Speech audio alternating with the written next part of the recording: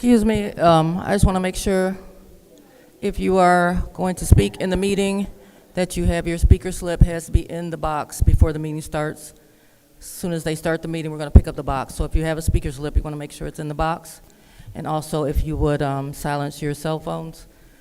Thank you very much.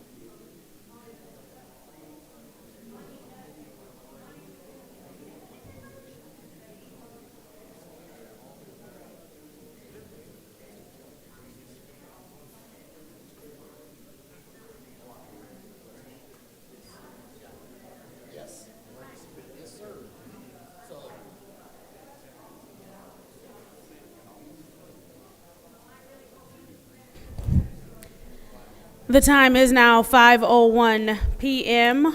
on a Wednesday, October 8th. I hereby call this Finance Committee meeting to order. Roll call, Madam Clerk. Mr. Alamin is not in. Dr. Lewis is not in. Ms. Johnson is not in. Ms. Priestley is not in. Ms. Winfrey Carter. Present. Ms. Burns is not in. Ms. Mashat. Present. Mr. Pfeiffer is not in. Mr. Jarrett. Present. You have 3 members present. We have 3 members present.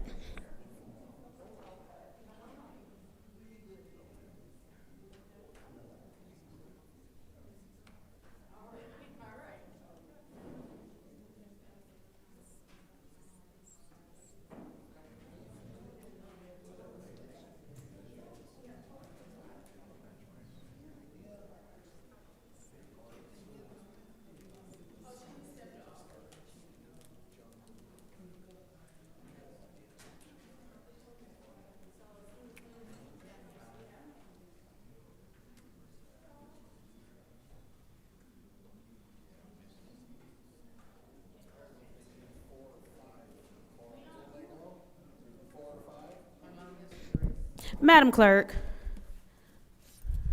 we now have quorum.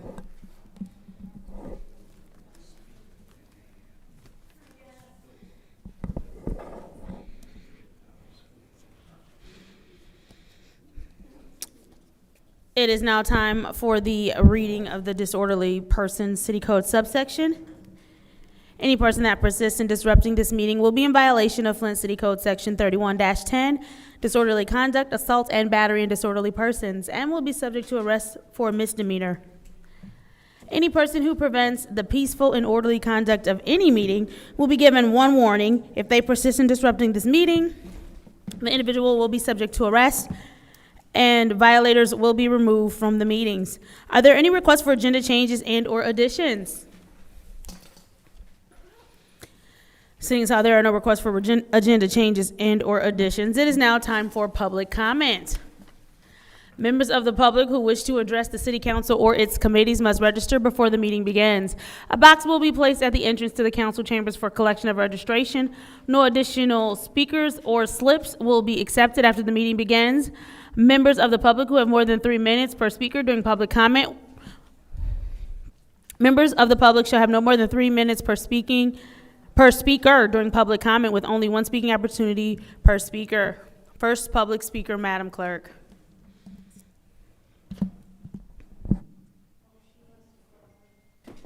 The first speaker is Reverend Freelon Threlkel Jr.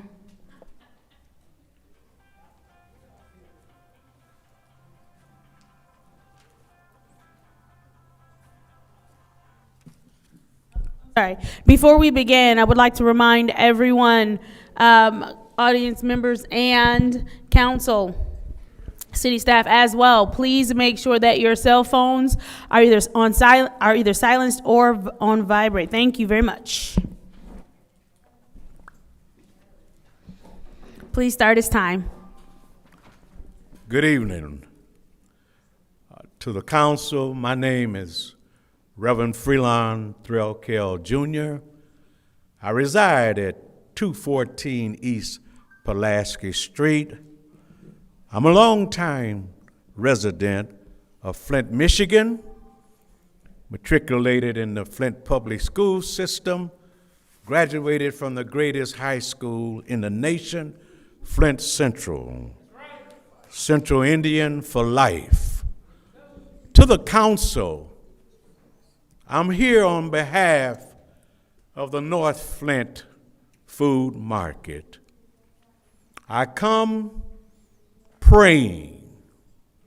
I come beseeching you to reconsider the past actions that you have taken concerning the North Flint Food Market.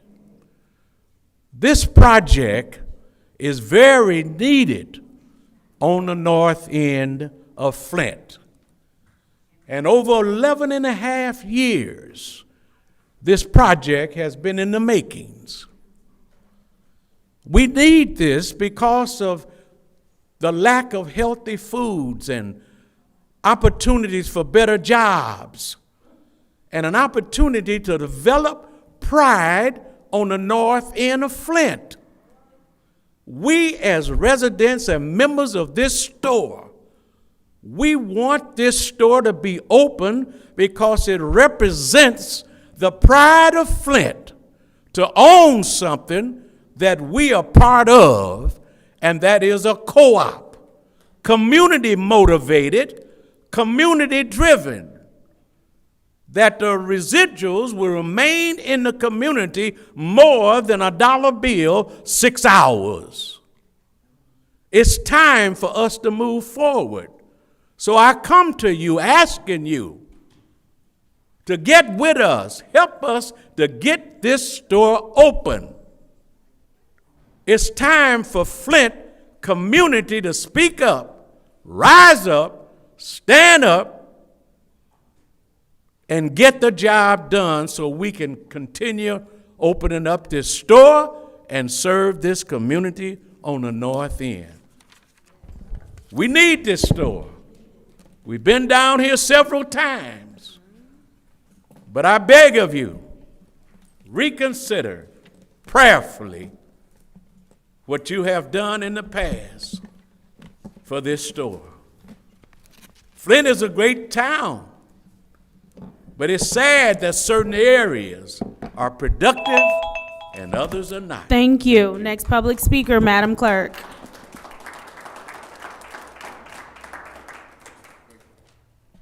The next speaker is Carolyn Tyler.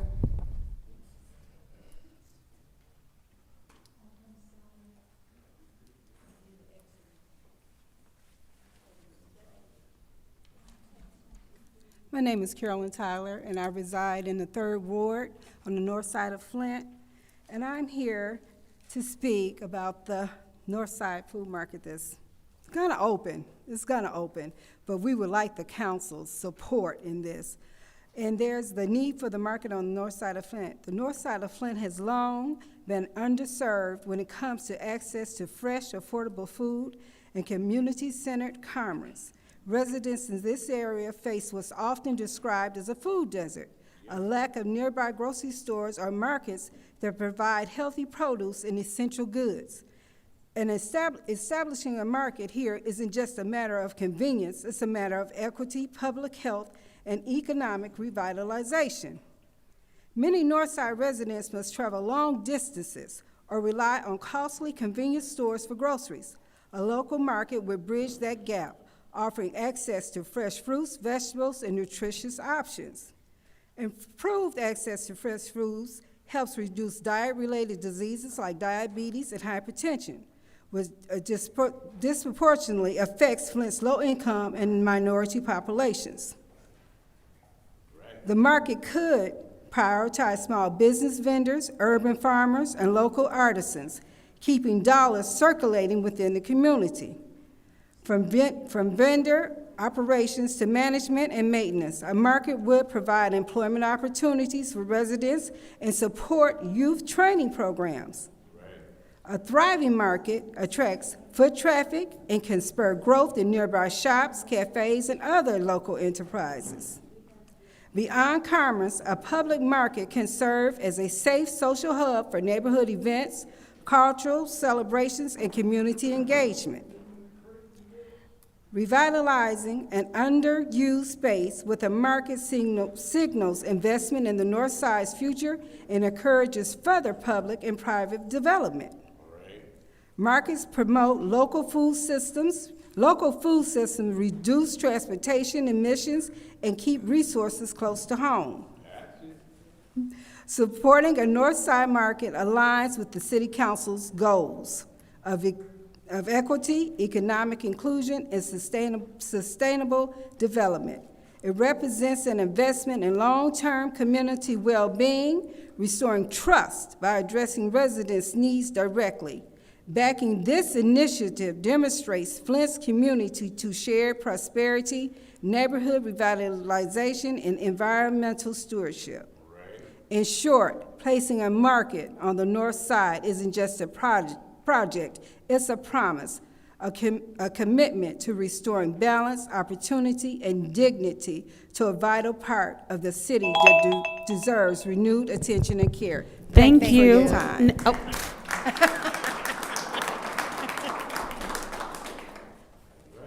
Next public speaker, please.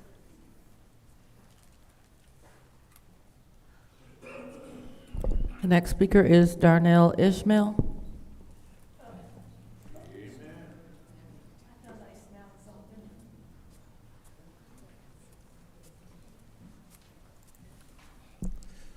Good evening. My name is Darnell Ishmael. I am an 18-year resident of Flint, Michigan. I live on the north side. I am a fully vested member of this market. I didn't come to praise the market. I came to ask a question. You've already seen the billboards. You've heard the stories and the sound bites.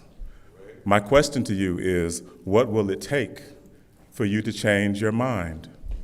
What will it take for you to change your vote? How do we convince you? We already have 900 members.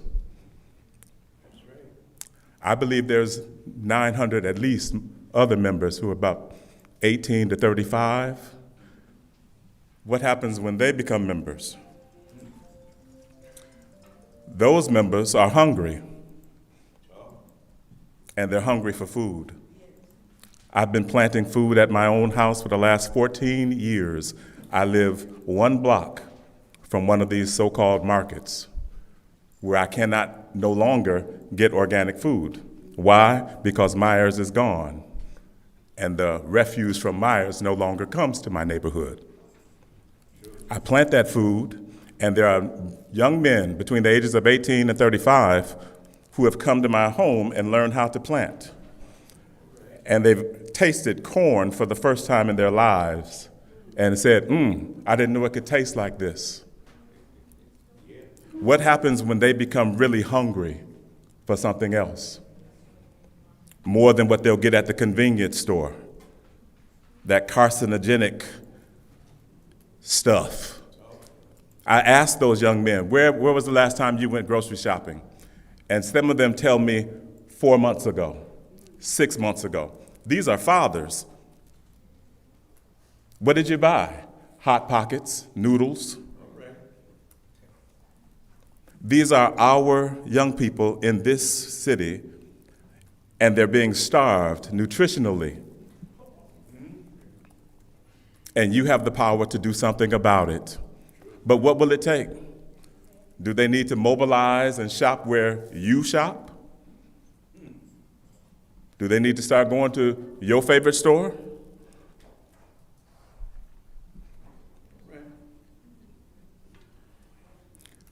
We have a responsibility as citizens of Flint, Michigan, as residents, and to abdicate your responsibility because maybe it's not your thing. It's still a good thing. How does the good thing get your vote? At some point, the lion will be hungry and he will hunt.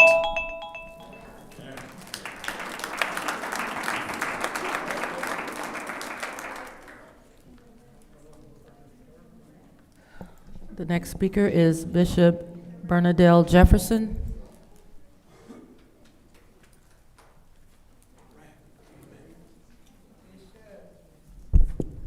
Good afternoon, everyone. My name is Bishop Bernadelle Jefferson, a member of this community, an active member of this community. And I'm here because I'm part of the North End Food Market. We say North End, but we ought to say Genesee County because it represents all of us. It's not just because it's on the North End. Doesn't mean it's just for people on the North End. It's for everybody, fresh food. I'm here because we've been at this podium before, and we were turned down because you thought somebody else was investing in us. They didn't. So I'm like the gentleman that was before me. When are you going to invest in what belongs to you? We belong to one another. If I fail, you fail. If this city fail, you fail. It is encompassed on all of us to stand together, to work together, to make it work. The money that we're asking for was the rescue fund, to my understanding. American Rescue Fund, because we've been beat, we've been battered, we've been knocked down, we've been drugged. That's right. And now we're asking it just a hand up. We ain't asking you to do everything, but we're asking you to join with us, because together we can be so much better. No man is an island, and we can't do this by ourselves. This money was put here to help our community, and I'm asking you, each one of you, no, the North End Food Market is not in all of your district, but it is in your city. It is in your community. When they look at the North End, they don't just look at the North End, they look at Flint. Everything that goes on, when they look at the development downtown Flint, they don't just look at downtown Flint. The housing development, every place, it depends that we work together. We're building it not just for one, but for all, to bring change and enhancement, and we can't do it without your support. I'm asking that you support us as a community, that we can grow together.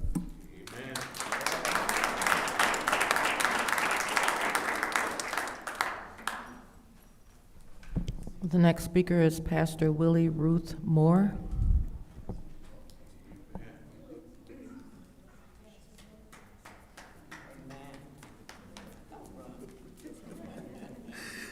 Good afternoon, everybody. I do greet you with peace and love in the Holy Ghost, and thank you for a job well done for our city. My name is Pastor Willie Ruth Moore, and I reside at 6826 Orange Lane, Flint, Michigan. I've been a resident here for almost 50 years. I've seen the good, the bad, and the ugly. What I have seen so far was a store that's being opened on the north end of Flint, and the address is 5402 Cloud Road, North Flint Food Market. And I've been a member there for over 10 years. What shocked me when I found out the other year that the city of Flint have not invested in the store, I was shocked. I said, no. So I watched it when there was no store at all, from ground up. I've been there all that time for a member 10 years. So we need your funding to help the store. Everybody say, leave a legacy. Say, leave a legacy. So we may not see it all, but leave a legacy. We ask you to fund the store. The store is there. It's a real store. When you get a chance, go by and look at it. I am so excited to have a store on the north end of Flint for those in wheelchairs, those on walkers. People can't get on the bus, go across town to get fresh food. They can come right there and get their groceries. And I was so surprised to see over 100 people put an application in order to work at that store. The young and the old, I was surprised to see that many people. And to go in that building just to see where it went from ground to nothing. You remember when there was nothing but rubbish there? Take time and go in that store. Leave a legacy for your children, your grandchildren, your family, and say, everybody say, we own it. We own it. So I ask you, City Councilman, please invest in our store and give us some money. Thank you. I love you.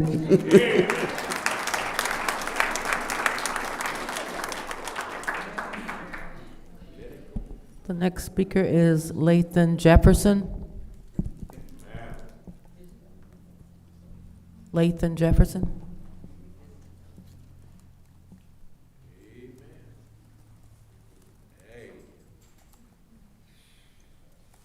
Hi, my name's Lathan Jefferson. I reside in Flint.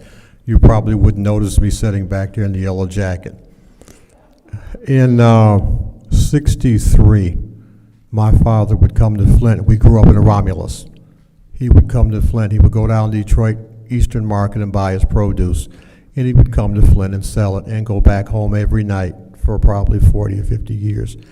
In '76, I moved here because I seen this was a city that I could work in, go 2 blocks, 6 blocks away, and go fishing, go to the beach, go to a park, and do things in this city.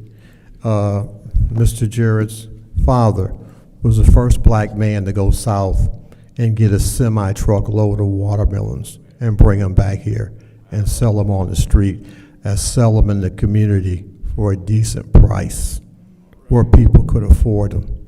And it's needed on that side of town because what's not understood, the average group of children are eating Roman noodles and other stuff. They did a study in the schools because the children were throwing the apples and the bananas in the garbage.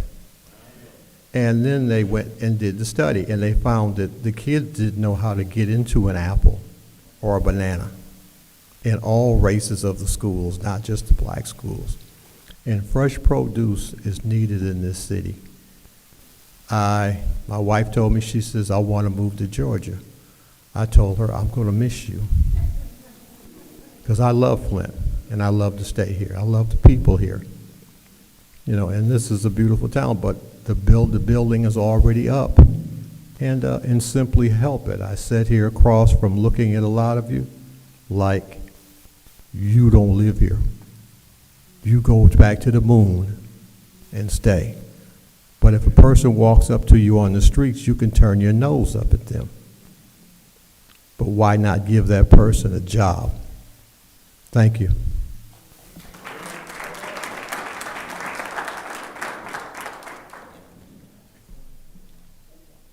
The next speaker is Jamar McKenzie.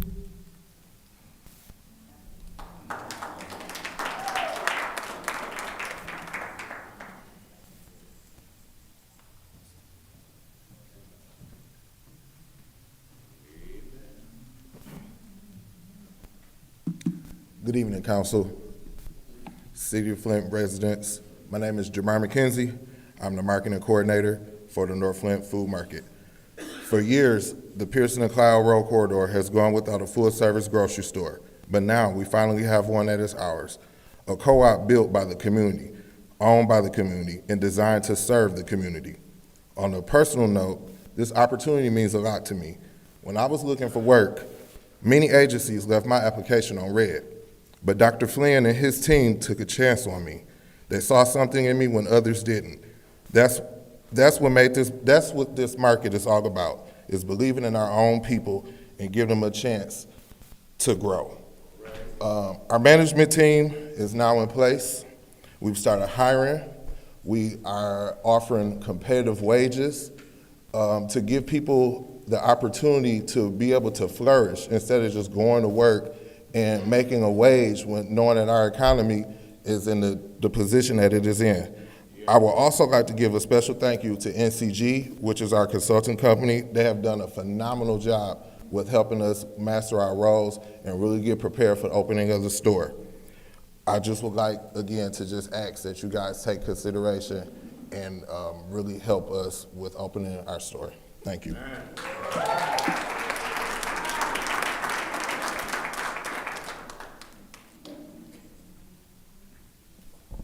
The next speaker is Byron Smith.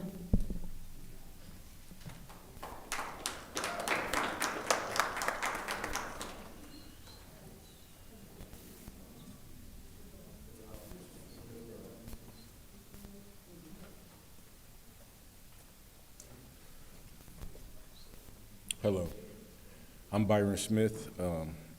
I'm a manager at the North Flint Food Market.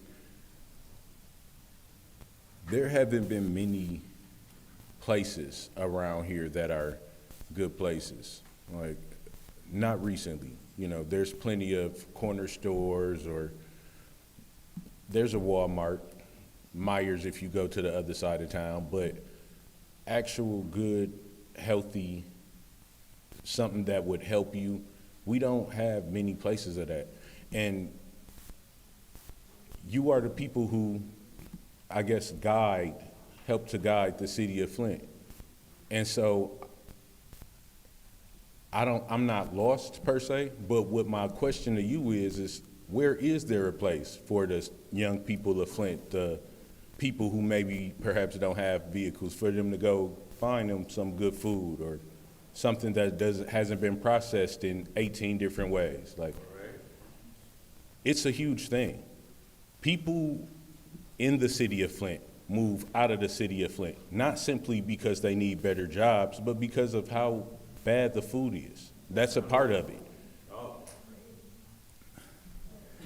I enjoy food more than y'all know. Y'all don't know me. I enjoy food. I'm looking forward to there being a place where I can go get fresh food that's close to me. I live within 10 minutes of the store. Any other time or whatever, that's at least a 25, 30-minute ride, because I have to go to a store, then I have to go back, and that's not including the walk through of the store. It's beneficial for those around us, those that are supposed to be your community, that you supposedly help to guide. So with the benefits that I see, I don't see a purpose, or I don't see a reason why you can't see it. I can see bias. I know what bias looks like. But if you put faith into the community who you want to do better, I believe you would help us open up this store. Thank you.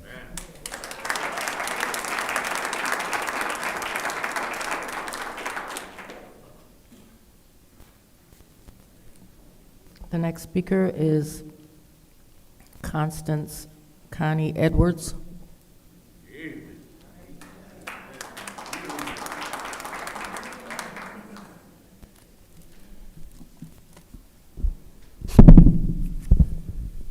Good evening.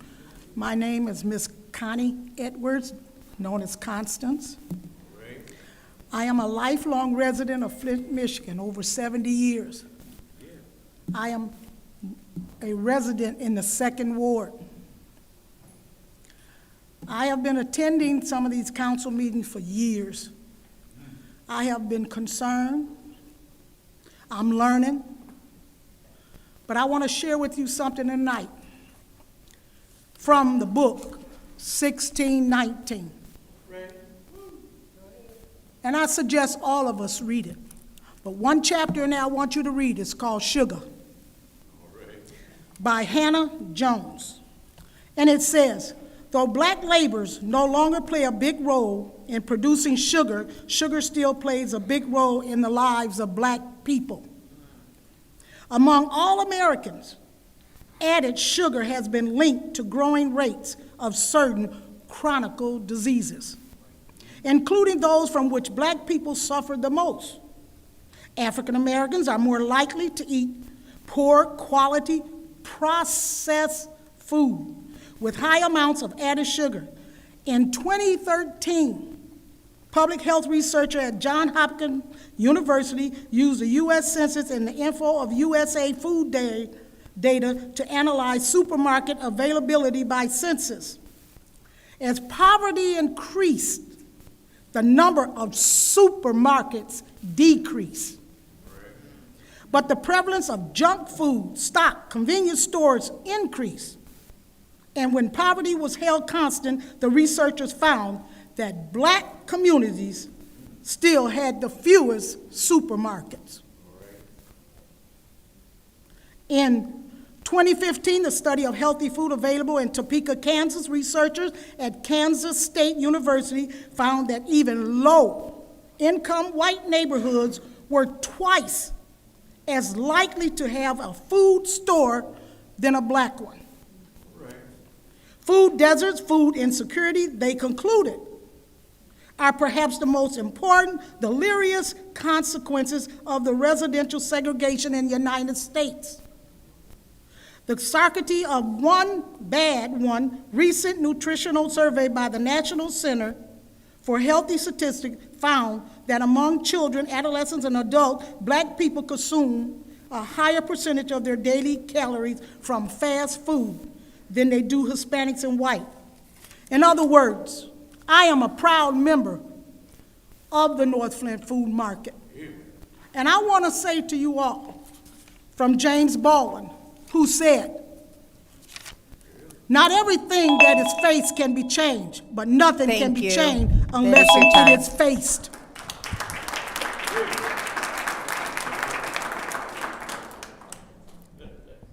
The next speaker is Stanley Wood.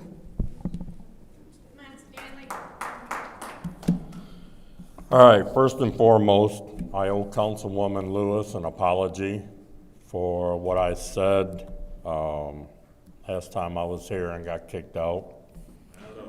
It was uncalled for what I said, and although you guys give us, examples of proper decorum and sometimes lack of that, we shouldn't let us affect us negatively and act out on that. And I am guilty. I will be judged by one man about this. But in the end, I'm sorry, and it will not happen again. I want to talk a little bit about the rubber stamping of the Special Police Task Force for the blatant loitering. When Councilwoman Lewis specifically said, I worked with Police Chief Green on this resolution. But according to Chief Green, 2 or 3 days later, he said no one talked to him about it and it's not necessary. He said we just need to enforce the laws that are already in place. I got a lot of things I want to talk about, but let's talk about the North End food market. Right now, and I brought this up before, they've received in excess of $10 million in loans, grants, in-kind donations, memberships, stuff like that. My foundation has even said they would still give them more money. My foundation has deep pockets. The city of Flint does not. I would rather see this $300,000 go to help underprivileged people that didn't have a chance to win 4 different lotteries to get their house redone and be able to get roofs or windows or things like that. I'll be the first to admit, I'll go with my kids, I'll go with my grandkids there to shop to support them when it opens up. I just don't think this is the proper thing to do. To the city clerk, obviously you got my letter. There's 17 days left right now.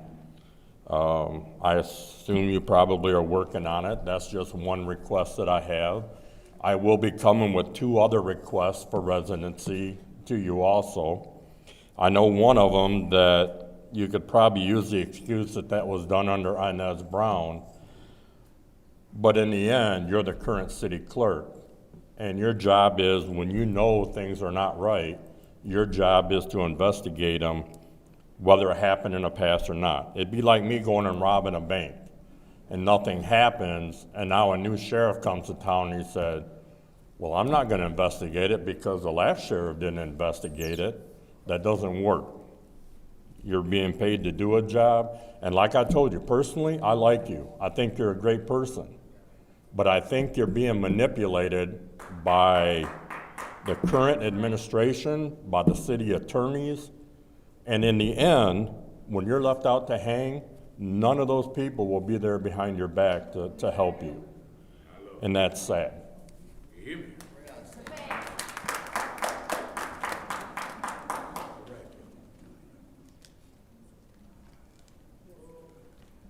The next speaker is Tanisha Danes. I'm sorry, I can't read it.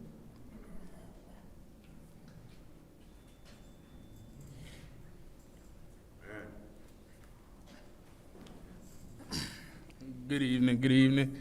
My name is Tanisha. I was hired as the prepared foods, deli, and bakery manager at the North End of Flint. This speaks volume to me because I have a daughter. And when I go to the doctors, they ask me, what is she eating? What is she consuming? Her weight fluctuates, messes with her asthma. We bring in something fresh to the city, so I know it's coming from the farmers locally and even Detroit surrounding areas. Right. But it hurts when she comes to me and tell me this tastes nasty. And that's because she's not accustomed and used to eating certain things. Me as well, my health fluctuates as well over the things I've consumed throughout the city. One thing I can say though, I speak for the young people. I am only 24. My resume does speak volume, and they took a chance on me. They got me out of a situation of working at a fast food restaurant that's giving people high cholesterol, diabetes, and I'm watching people weight gain because they come so consistently. Why can't we see people get in shape coming to a grocery store consistently? You can see people feeling better. I recently went to I want to say it's the Green Tree Co-op, and that's in Mount Pleasant. And for me to taste the food there and smile, like I've never eaten this, but it tastes good. We don't have that in the city. We don't have certain protein shakes that they have in the city. I watched a lot of people in that co-op, they look fit. Not saying it's a crime to be big, but when you see a community that all look fit almost and know that they shop here daily, they open at 7. People was coming in at 7:05 to get salads, to get protein shakes. So bringing that to the north side, I feel like that'll do a lot. Also, I speak for my grandparents that passed away. I live in the city of Flint all my life, played sports, but my grandparents always wanted something like this, but unfortunately they're not here to see it, so I'm their eyes. So I'm gonna do what I can to build this up, and I hope y'all see it too. Y'all done seen people in the city. Y'all understand what's going on. There's not too much I need to say. But one thing I can say, it takes time and pressure to make a diamond. So one of the world's most beautiful things, it takes almost 1 billion years to make. So trying to rush, you can't, nobody's to be perfect. There's no such thing as perfection, but trying to rush something that's been thought out well, executed well, that'll never work. But all I can say is I hope to see y'all faces there when we open up. Come to the grand opening. Thank you.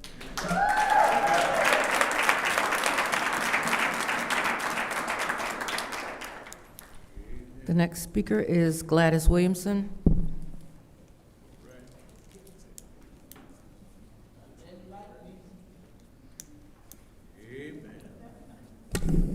Yes, my name is Gladys Williamson, and I have a few things I'd like to speak about. We're going to start out with this North End Store Co-op. I have nothing against these fine people, and they're wanting a store. But when the Meijer has to close down because of theft, the Kroger's has to close down because of theft, and then the store that replaced the Kroger store had to close down because of theft, the odds in your store are not well. One thing you do got going for you is you're some God-fearing people, and I'm grateful for that, because God is faithful to his people. But this theft thing, that bothers me. And when that person got up here and told me that he was going to run in the red for 3 to 5 years, that bothered me. Because the people of Flint do not have the money to keep funding this until who knows when. The next thing I want to speak about is the police that keep grabbing a hold of me. Because you know what? I know that you saw that my lawsuit was filed, and I want you to know that the tort was filed on top of the lawsuit by the cop White that grabbed a hold of me and sent me to the hospital on the 10th. Then I went to my family physician who has all the records of the MRIs that I've had on my hips, my lower lumbar, my knees, my ankles, and my feet. They are at a moderate to severe level of arthritis. And when that cop grabbed a hold of me and started shoving me around, he set me back weeks. And that's why I wasn't in here, because I was in such pain. Not to mention my blood pressure was through the roof when I got over to McLaren Hospital Emergency. Through the roof. But I got news for you back there. If you think you're going to get away and chase me out of here, I will not be chased away, because I too have the Lord walking before me. And I will not be chased away. And I am sick and tired of grifters coming from Pontiac, Judy, wanting to do trees. Weeping willow trees. Pooey, grifters, grifters.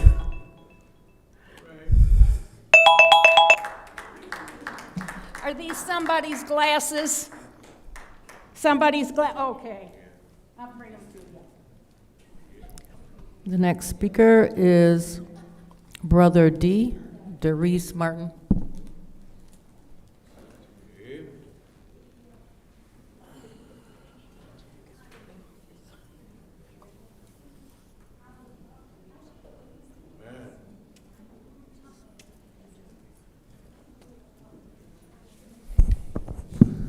I got a few things I want to mention today. First, Reggie Flint asked me to come down here, speak on their behalf, say a few words. All I want to say is this: somebody got to break the trend. Somebody got to stop this downward trend, because in every city where there's a predominantly black council, black mayor, and a predominantly black school board, them the worst cities in America. No economic development, high crime rate, schools ain't doing nothing. So if our people fought and died for us to be in places of power that can help the community, then we got to start being ready to do that. How can we deny something that we need in our communities when that's the very reason you're sitting there, to be able to make it happen? People fought, died for us to be able to have city council. Just back in 1978, I remember, I was a little boy, but I remember everybody was out here voting.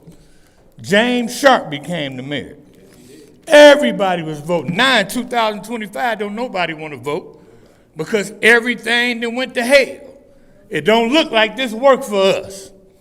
So we got to make some type of connection back to the community and do something, because we just going to hell under our own leadership. Used to be the time we could blame white folks. We can't do that now.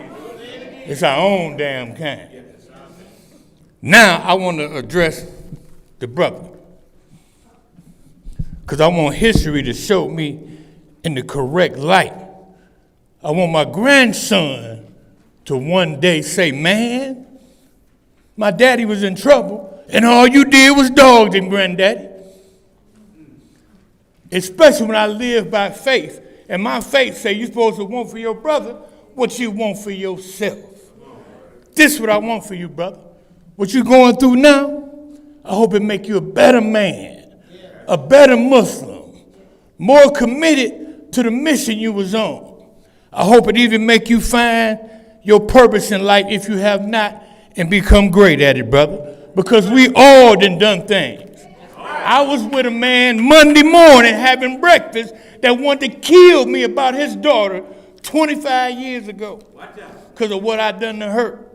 So I'm not finna condemn this brother no more in public. I'm gonna pray for him. I'm gonna do whatever I can to help him become the man that he should be. And the reason why, because I ain't a nigga no more, I'm a black man. And that's what we do. And that's what I want for you, brother. True story. Peace.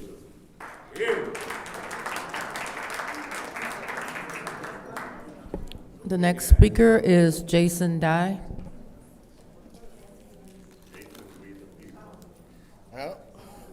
Hey, what's up, guys? Long time no talk. Kind of got my stuff all mixed up now from what I wanted to say, because I'm seeing this co-op here of this market, and quite honestly, I love the idea of it.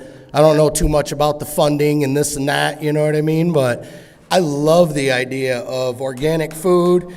on the north end, you know what I mean? Like, it's crazy. And they're attacking us through the food. You can look up everything I'm saying. Look up APPEAL, APPEAL. That's what Bill Gates has. And what they're doing is putting an exoskeleton around all of our food, and they're still labeling it organic. And when you look up what that exoskeleton is, that's to preserve it, it's straight up insect shells. Be the best way to say it. Look it up. You think I'm lying. Look at McDonald's, you know what I mean? They were talking about fast food in the black communities. Can you show me a commercial in the past 3 years for McDonald's that's had a white person on it? I can't. You know, it's the neighborhood hangout. No, dude, it's preservatives. Do you know what they got to do to them French fries in order for you to eat them? Why they grow in these huge fields? Bill Gates owns that stuff too. Look into it. It's a freaking 6 or 8 month process before it touches your mouth. The crows and the birds that fly over top of these fields that are riddled with so much chemicals and pesticides, they fly over top of them and die. That's real. Look it up. You think I'm lying. Don't take as I tell everybody, I'm like reading Rainbow. Don't take my word for it. Look it up. I'm just bringing the truth. And also, when it comes to financing and such, I'm not that concerned anymore because everybody, you know, I keep hearing from all these people, where's your lawsuits? Where's your lawsuits? Bro, I got complaints. I got federal investigations. You think you ain't being watched right now? That's funny, you know? And I'm also trying to help out police and such too. I got a couple good cops that try their best, you know what I mean? I'm not gonna name names because it seems like when I do, all hell breaks loose on them. But there's a couple good sheriffs named Sheriff Wigglesworth and Bouchard. Bouchard's out of Oakland and Wigglesworth is out of Ingham County. Wigglesworth ain't the one you wanna see neither. Wigglesworth took his own people and tried them, wouldn't even have them tried in Lansing or Livingston County. He took them right here to Genesee County and put them in prison. And that was his own prosecutor, some of his own deputies, all types of stuff. He don't play. He just had a situation where he did it with his own deputies. That's what we need.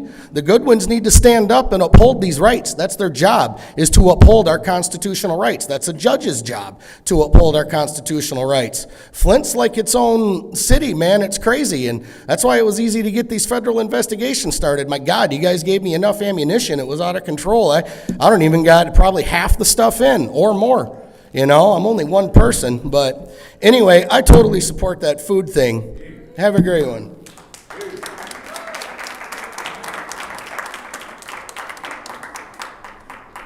The next speaker is Larry Tyler.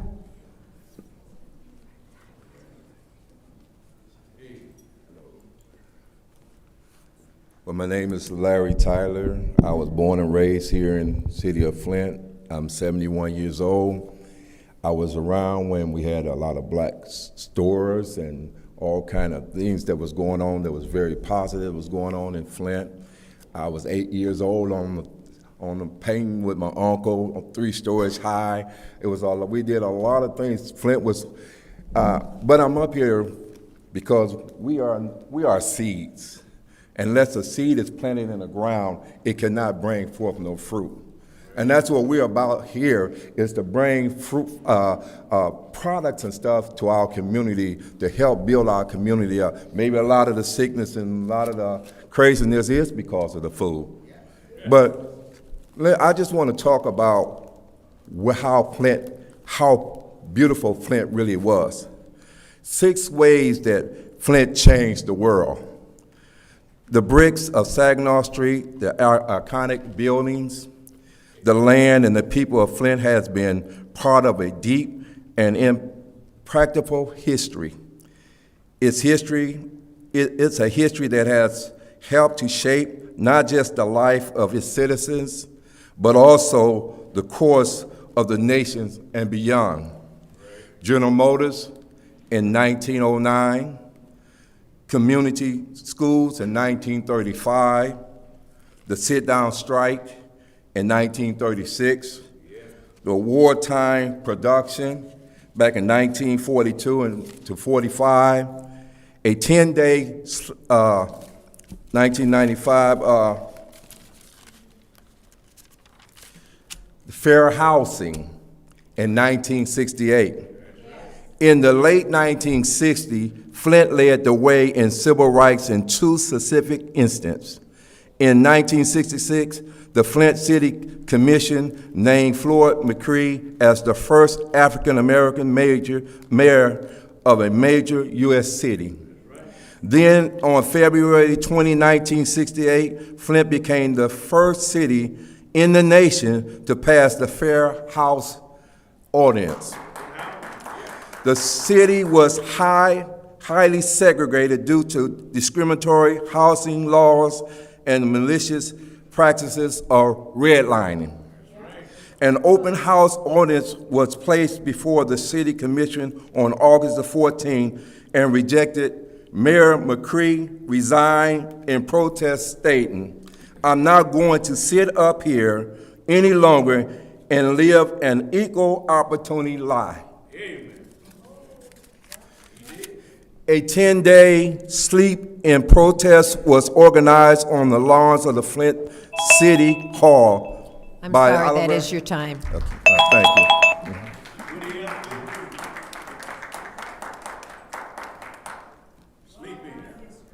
The next speaker is Donnell Cannon.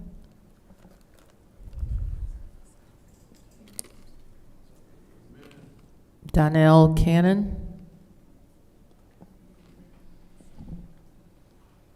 Next public speaker, please. Next speaker is Anita Loving.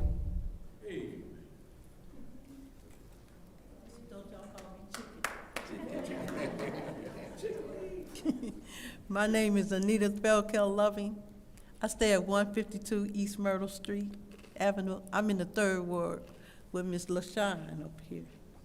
I'm here because I'm a newbie to this. I'm a newbie. I'm 72 years old, but I got with my brother and all these good people right here. We believe in something. See, y'all have things, and a lot of people don't believe in it.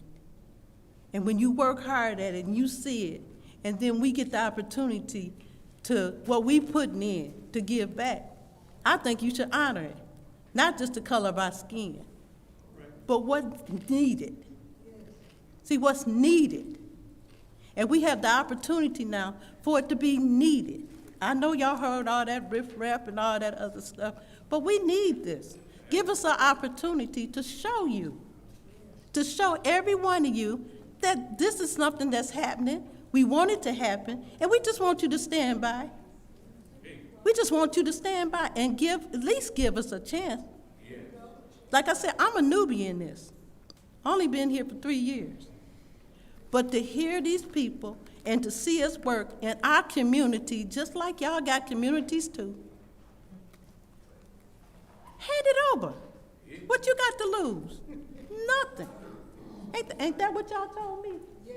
We ain't got nothing to lose, but we want this. We want this, we want this, and we want this. And like I said, my name is Anita Loving. Do you Anita Loving?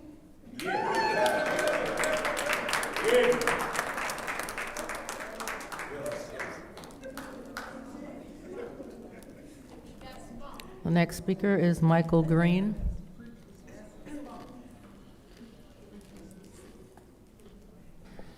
Michael Green.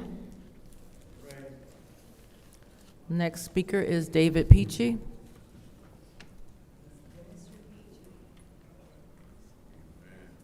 David Peachy, 4th Ward. This store is just crazy. It's a scam. It's $300,000. They already spent between 8 and 10 million, can't account for any of it. I asked a guy who does organize the co-ops, I said, what if you don't get 300,000? He said, we don't really need it. They've been begging for it, but they don't really need it. What would they do if they don't get the 300,000? They're going to put that place up for sale? And I'm tired of hearing how bad it is for these people. Go over there and drive on Saginaw Street, all the way up to Wood Street. See all the new apartment buildings going up. Look at Burston Fieldhouse, $30–40 million going into that place. This new place, they got the Cube. I don't understand that one. $40 million there. They're putting money into this, I'm talking, this Hasselberg. They want another $180,000 for that for the senior center. They just put a new ball field there. I live in a fourth ward. We have to drive a long ways to go to a grocery store because they had to close the other ones up because of the thievery. It just goes on, and I'm tired. I feel sorry for them. They all look like they're eating pretty good to me.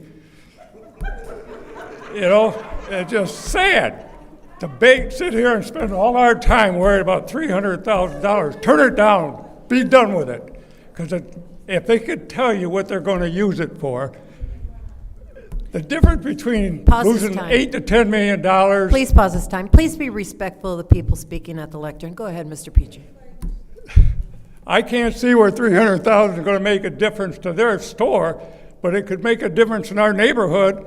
We could get some roads done or some more houses torn down, which you know it's a bad situation.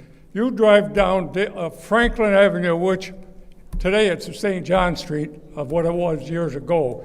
There's nothing being built. We have no apartment buildings going up. We have no new stores going up. We're closing schools up. But boy, you got to feel sorry for the grocery store. If you took that $10 million and put it in some of our neighborhoods, the whole community, when I say community, I mean all 9 wards, not just one little community. It's sad. I get a little upset about it, but somebody's got to say something. It's a waste of money.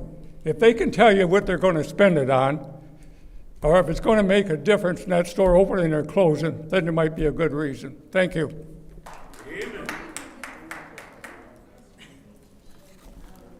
The next speaker is Chris Morris.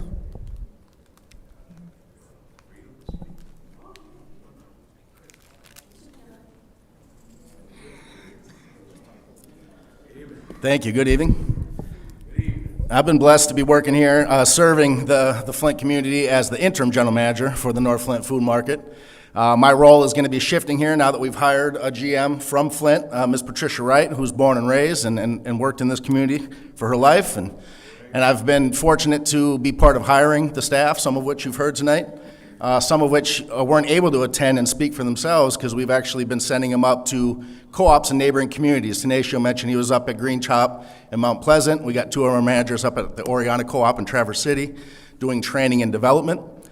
And that's what part of these funds will be used for, staff development and training. You know, we're going to spend about $1.8 million on wages and benefits for the staff that we're hiring for the community here, about 40 people. So we'll spend about $1.8 million over the next year on their wages and benefits. And you know, this is a small drop to help us invest in those people and their growth. You know, there's national conferences that they can go to and learn. You know, things we can do internally and bring people in to help with their development and invest in their futures and continue to build. So, you know, I didn't make the comment that we didn't need this. I made the comment that, in a way, we're going to open regardless, and we're open in November. And we're open whether or not we receive these funds. And I guess, you know, part of that is that, you know, why it's important. You know, CS Mott Foundation has not committed any sustainability funds. You know, in any small business, it's tough the first few years. You know, but the funds from CS Mott, you know, they are investing because they believe in what we're building here, you know. And of course, North Flint's not the only community that needs it, and I hope that we can help build a co-op down in the other districts as well and expand. You know, co-ops are just the most democratically organizations there are, and it's fully transparent. You know, the grants that we've received, there's been accusations of misappropriation of funds, but the grants that we've received have been scrutinized, financial audits left and right. Every penny has been accounted for with receipts, you know, so, you know, so that's BS. I don't like hearing that. You know, and then I know there are council people that said, you know, if other organizations were to step up, Mr. Pfeiffer, I believe I was reading an article where you said if there were other funding, you know, CS Mott in particular, that you would be more willing, you know, to invest in what we got building here. So I would hope, you know, that you would, you know, follow through on that. And then, you know, there's been talk of abstention. You know, we need everybody's vote. So there are members of our co-op amongst this council. And, you know, from our research, I don't think there's any conflict of interest. And we'd be more than happy to return your $250 investment, you know, to vote with us on this funding. And I would ask the city attorney maybe to weigh in and ask if there actually is a conflict of interest, because I don't believe there is. You know, no more than the president casting a vote for himself, you know, for you. I mean, they can still vote in their district even though they're passing laws for their stuff, so, thank you.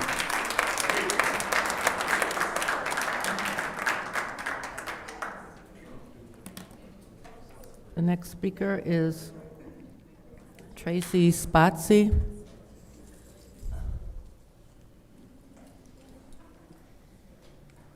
Hello, my name is Tracy Spotsville, and I live on the north side of Flint.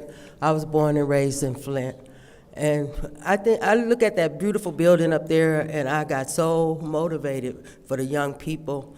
And I was sending them up there to get jobs, you know. I thought, well, if they know we own something, they might be proud of their community. And they might stop stealing. They might, well, you gotta give them a chance. It's a beautiful building, and they put a lot of work into it. And I hate to see that y'all just give up on them, because they're not giving up. They wanna see it go. And I would like to see it go, and give the people a chance and a hope and a dream. And then maybe the east side can see and get their hopes and dreams together, instead of being upset because we are trying to do something in our community. We all need a chance. And I want to know why y'all don't want to give them a chance. And that's all I got to say.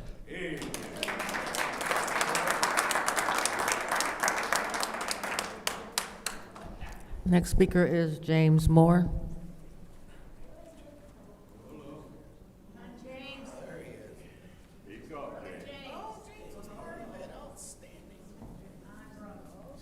James Moore, usual. I'm from Flint. It don't matter where you at in Flint. Flint is Flint.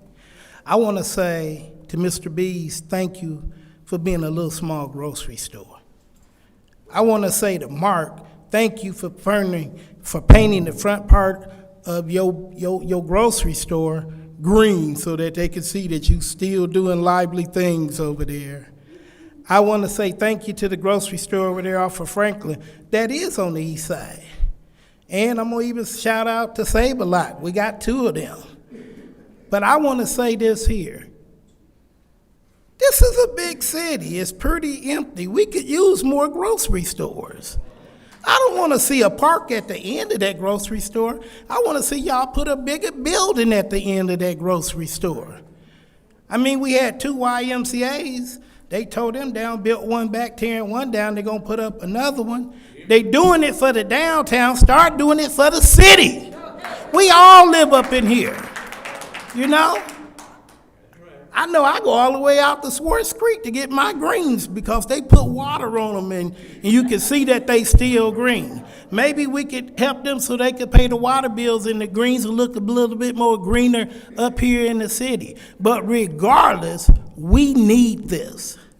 All 9 of y'all up there need to figure it out. We need this. And if you don't, get the hell out the city.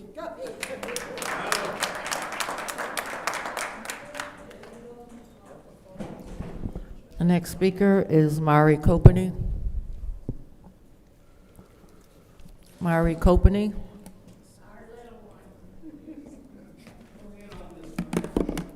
Sorry. Today is National Bullying Prevention Day. 32% of adults report bullying in the workplace. After attending several council meetings, it is clear some of our elected officials are straight up mean. I strongly urge our council members to lead by example and not bully their colleagues or their constituents, not just today, but every day moving forward. We all know violence is out of control in our community and is something that needs to be addressed. Even without access to the scanner feed, which we really need to be unencrypted so our community can keep up with the crime in our communities, since our local media and police do a terrible job of updating the community. Last week, a 15-year-old was shot during a shootout right downtown Flint in the middle of In the middle of the evening, right around 3 p.m. today, someone reported hearing 50 gunshots at the corner of Dane and DuPont. While there is no single solution to fixing the crime in Flint, community policing makes a huge difference, and we need to focus on some resources into the community for that. If you need a model to follow, call Chief Hallover or U of M of Flint. I'm sure as elected officials, you are keeping an eye on the political climate in this country. Things are getting really bad out there, and our city has several communities that are at risk of being harmed by the moves federal elected officials are making. I hope we are trying to get out ahead of some of the chaos before it affects our community directly.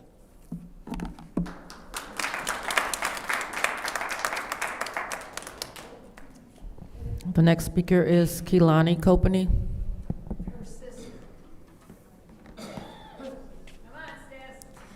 One, two, three, all eyes on me. I'm Keelani Copany, and I am 13 years old, and I'm the City Council kindergarten teacher.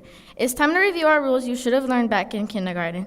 1, treat others the way you would like to be treated. It's not nice to roll your eyes when someone else has the floor. It's also not nice to stare at people like they are your worst enemy.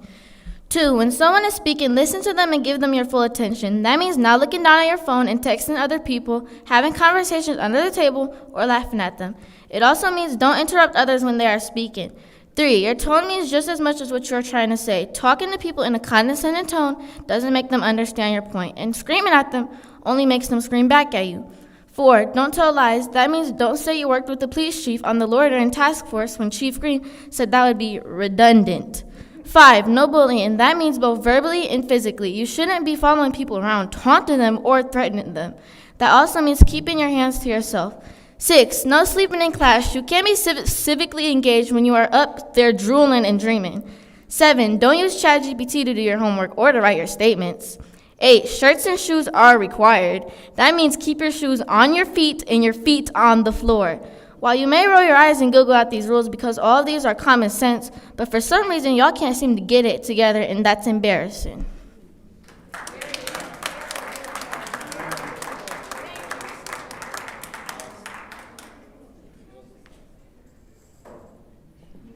The final speaker for this meeting is Arthur Woodson.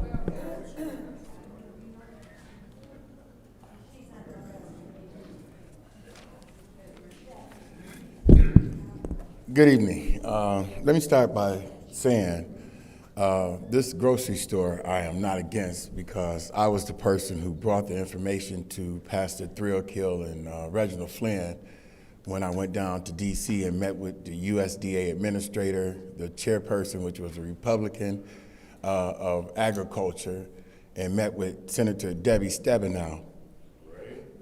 Pastor Flynn and Reginald Flynn and Pastor Thrillkill, we was on a radio show when I gave them this information and set up this appointment.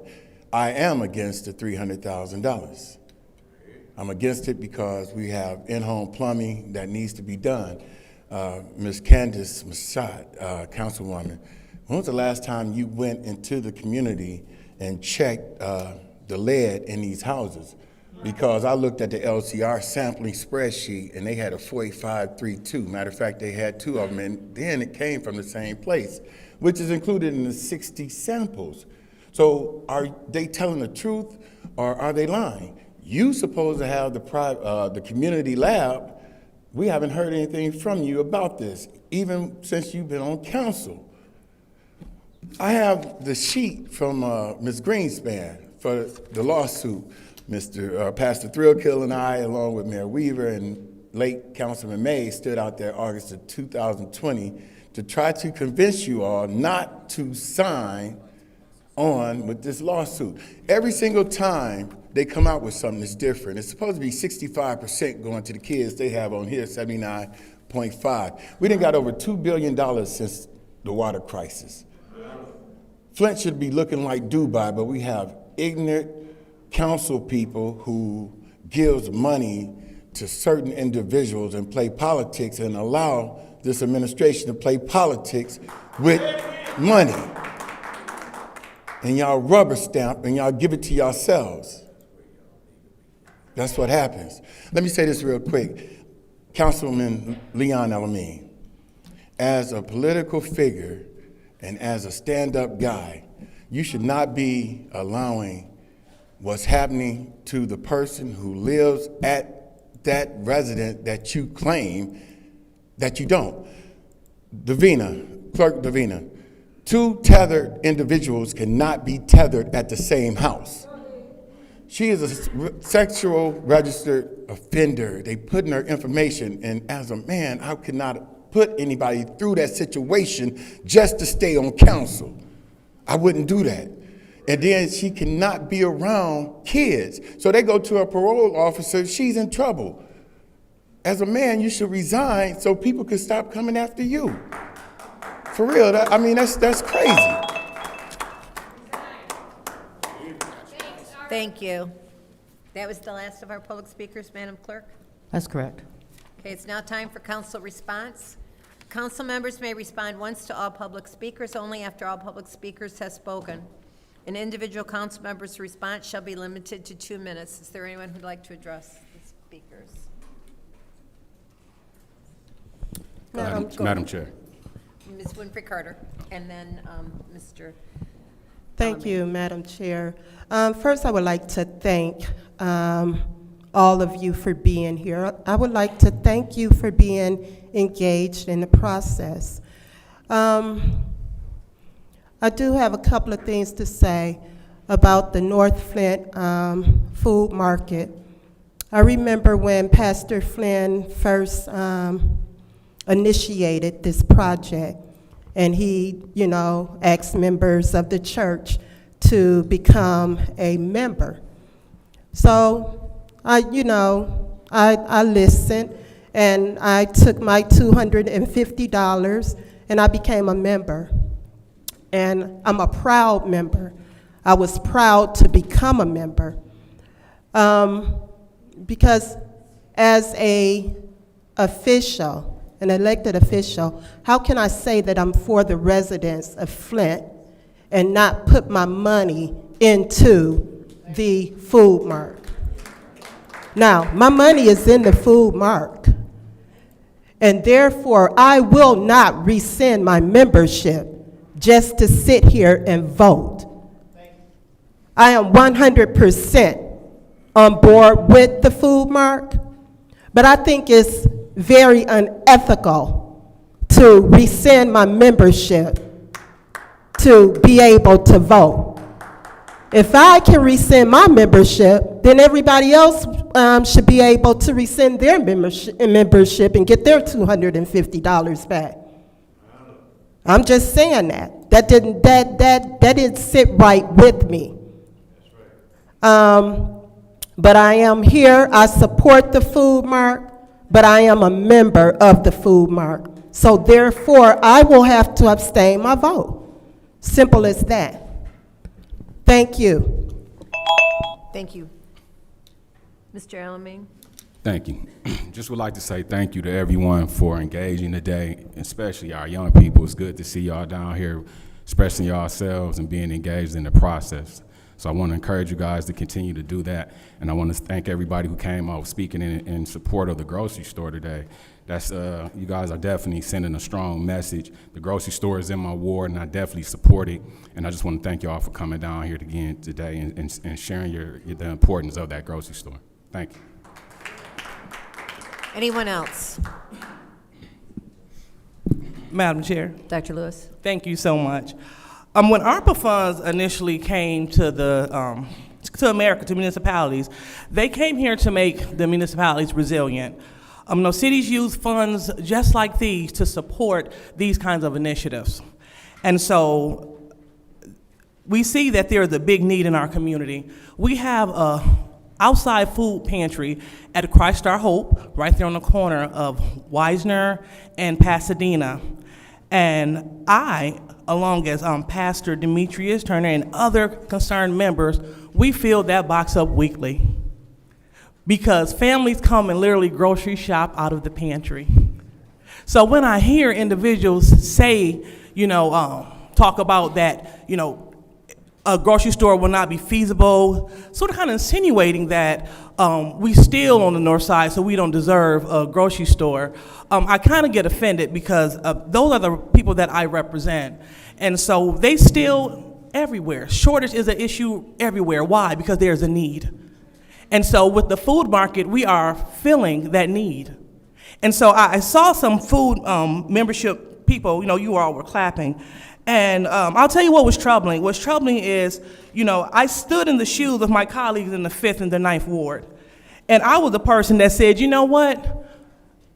Me voting to give the food market $300,000 is way worth more valuable than that $250 membership that I have. I'd rather see the grocery store go forward and thrive instead of be selfish and make excuses of why I'm not going to vote. So I rescinded my membership because I wanted to see something bigger and greater. So I don't mind taking that hit, making that sacrifice. Because as an elected official for the 2nd Ward, that's what I was charged to do, to make those hard decisions. So it's not about me and what I want. The community said they want it, 900 members said they wanted it, and I'm voting for it. Thank you. Anyone else? Madam Chair. Mr. Jarrett? Want to thank everyone for coming out. I'm not going to rescind my membership. This food mart, as was said earlier, for me personally, is about legacy. Back 3 or 4 years ago, our church had a 100-year anniversary. And at the time, my grandfather was 95 years old. And I was charged with reading a letter that he penned that talked about, no, I'm sorry, it was a 95th year celebration. And he said, I may not be here for the 100th, which was just a few years ago. And one of the things that my grandfather did prior to his passing, and in honor too of my grandmother, is he began the investment of our family into this market. So as opposed to rescinding my membership, I'm doubling down. I'm putting another $250 of my personal money into this food mart and sponsoring if it have to be somebody else's membership. But I'm not going to for a performative matter rescind a vote or rescind my membership to I got to deal with me afterwards. Anyone else? Madam Chair. Okay, go ahead, Ms. Mistress. Yes, I want to thank everyone who came out this evening to speak towards something that I have said from the very beginning is needed needed in the city. I remember when Pastor Flint and Pastor Threlkeld started this and how they had their campaign on the radio about Flint needing to own its own grocery store and be in charge of its own destiny and take care of ourselves, because clearly 11 years later, no one has come to save us from the food desert that is happening on the north end. The only people that have come to save us are the residents with their money. I'm gonna give y'all a couple of numbers. 40, 975, 31, 20, and 1. Are you asking me what those numbers are for? 40 for the number of jobs that will be created by this food mart. 975 members from our community who put their money into it, knowing that we do not come from a community where people just have $250 to give. 31 Flint churches, who we all know the struggle that churches are having because members of churches are having an issue. But you had 31 Flint churches whose members said, let's put our congregational power behind that store and put our money there. 20 plus people who are sitting here on today to say, please reconsider how you are thinking and make sure that Flint takes care of Flint. Because while you had 1.5 million from that's not the Flint City Council. While you had 180,000 from the USDA, that's not the Flint City Council. While you had 150,000 from Healthy Foods, that's not the Flint City Council. While you had 260,000 from HUD, that is not the Flint City Council. While you had 150,000 from MSP, that is not Flint City Council. What can be from Flint City Council is the 300,000. And that last number that I gave you is the one, meaning we just need one more council member to stand up and say yes to the north end of Flint. Thank you, Madam Chair. Thank you. Anyone else? Hearing none, we'll go ahead and the next one we have is excuse me.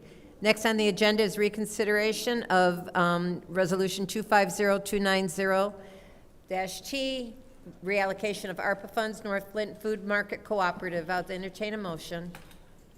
Madam Chair. You go ahead. I'd like to make a motion that we reconsider Resolution 250290-T, which is the reallocation of ARPA funds for the North Flint Food Market Cooperative. Support. Supported by the councilman in the first ward. This is the vote to reconsider 250290.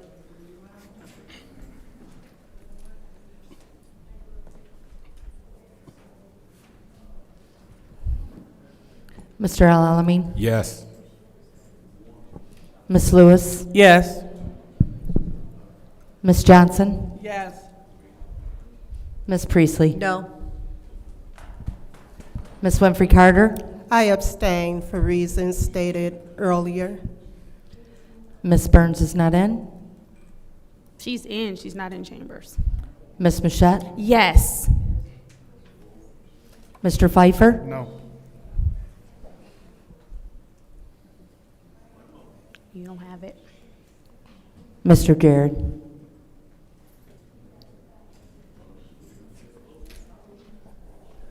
I abstain.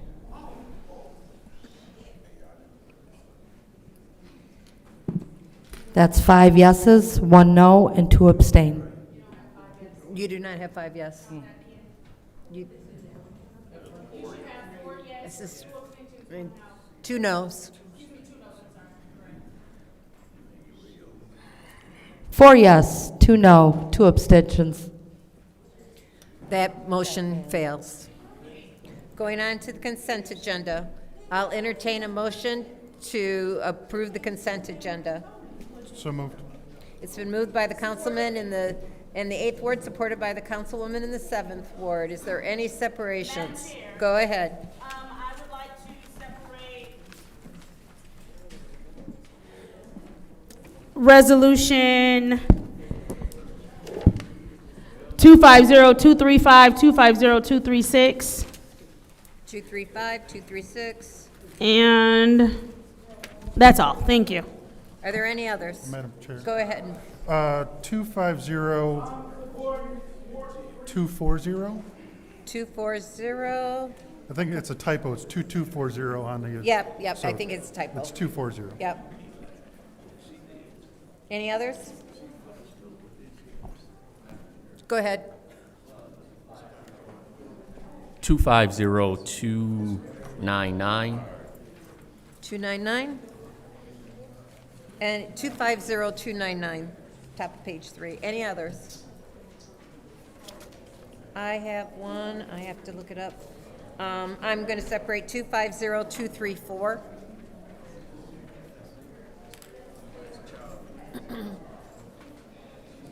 Okay, any other separations? Hearing none, the consent agenda consists of the following resolutions. 250232, change order 1, contract with Lutz Roofing Company, roof replacement of the water plant. 250233, grant award, Michigan Department of Environmental, Great Lakes and Energy, Flint River Watershed Support Grant. 250237, Tyler Technologies, New World Systems, Police Management System Maintenance Renewal. 250238, contract with Curbco Sweeping for street sweeping. 250239, grant spending deadline extension, State of Michigan grant, fiscal year 26 police vehicles, Chevrolet Tahoes, Harley Davidsons, and community bus. Roll call, Madam Clerk. Or Madam Secretary. Dr. Lewis? Is not in. Ms. Johnson? Is not in. Ms. Priestley? Yes. Ms. Winfrey Carter? Yes. Ms. Burns is not in. Ms. Machette? Yes. Mr. Pfeiffer? Yes. Mr. Jared? Yes.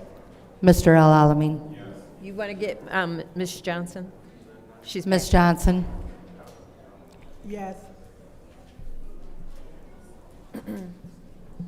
That's 7 yes, 0 no. The vote is 7 yes, 0 no. Those will be sent to council. Our first separation is 250299, the contract with Synergy Construction Group, lead-based paint hazard control abatement services. Was that you, Ms. Winfrey Carter, who made that separate? Oh, that was Mr. Jared. All right, I'll entertain a motion. Madam Chair. Go ahead. Move to council. It's a motion on the floor by the councilman in the 9th Ward to move Support. move to council, supported by the councilman in the 8th Ward. Is there any discussion? Madam Chair. Go ahead. If we can ask Mr. Carpenter. Is there anyone here from the administration? Is it Ms. Carpenter who's there?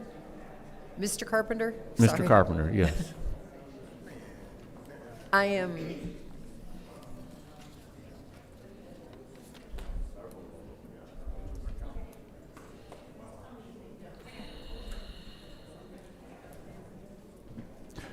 Good evening, sir, as you're approaching.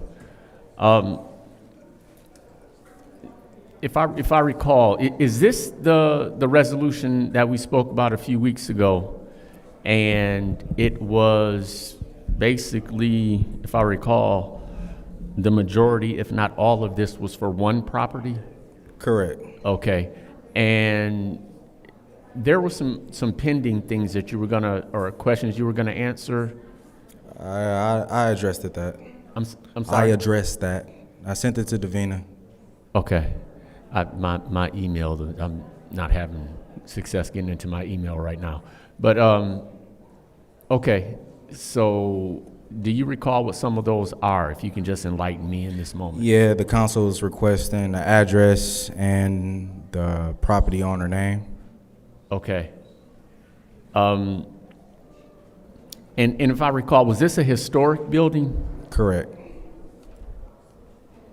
And the grant itself doesn't have stipulation on a maximum amount per property? No. Okay. As long as we abating lead. Okay. And what is the process that you're going through now in selecting properties? Are there so few applications that everybody gets approved? Or is there a lottery of sorts? How does that work? I have over 200 applications. It's a first come, first served basis. So whoever's approved first goes in the list. As long as they got all their documentation together and ready, we put them on the list. Once the contractors are done with the work, we move on to the next batch. Okay. First come, first served. Okay. I yield, Madam Clerk. Madam Chair. Is there anyone else who would like the floor in the first round of discussion? Councilman in the 8th Ward, you have the floor. What is the address of this unit? I don't think that they can say that over the mic. Why, it's public money. It's federal money. It's But not city money. So I understand that, but this is a public forum. We're voting on well, this. the way that we got the money, I'm not at liberty to address or say the addresses or the homeowner's name.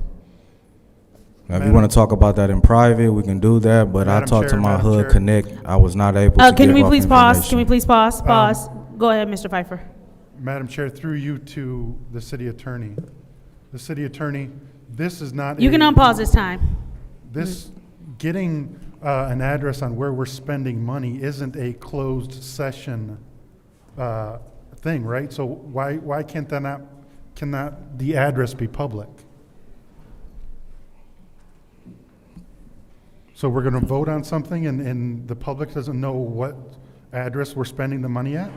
Sure.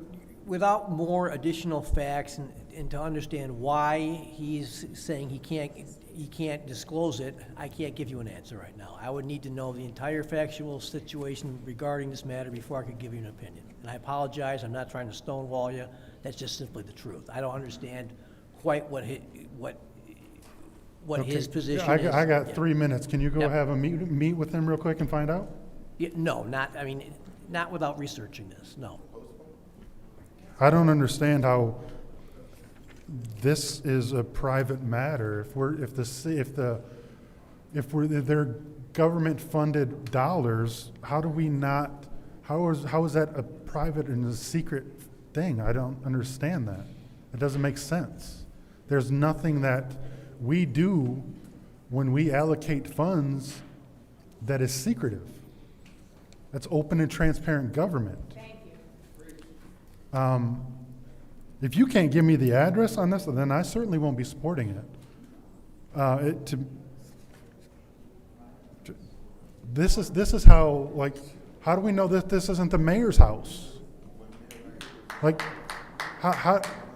when you hide behind something, then all the conspiracy theories come out.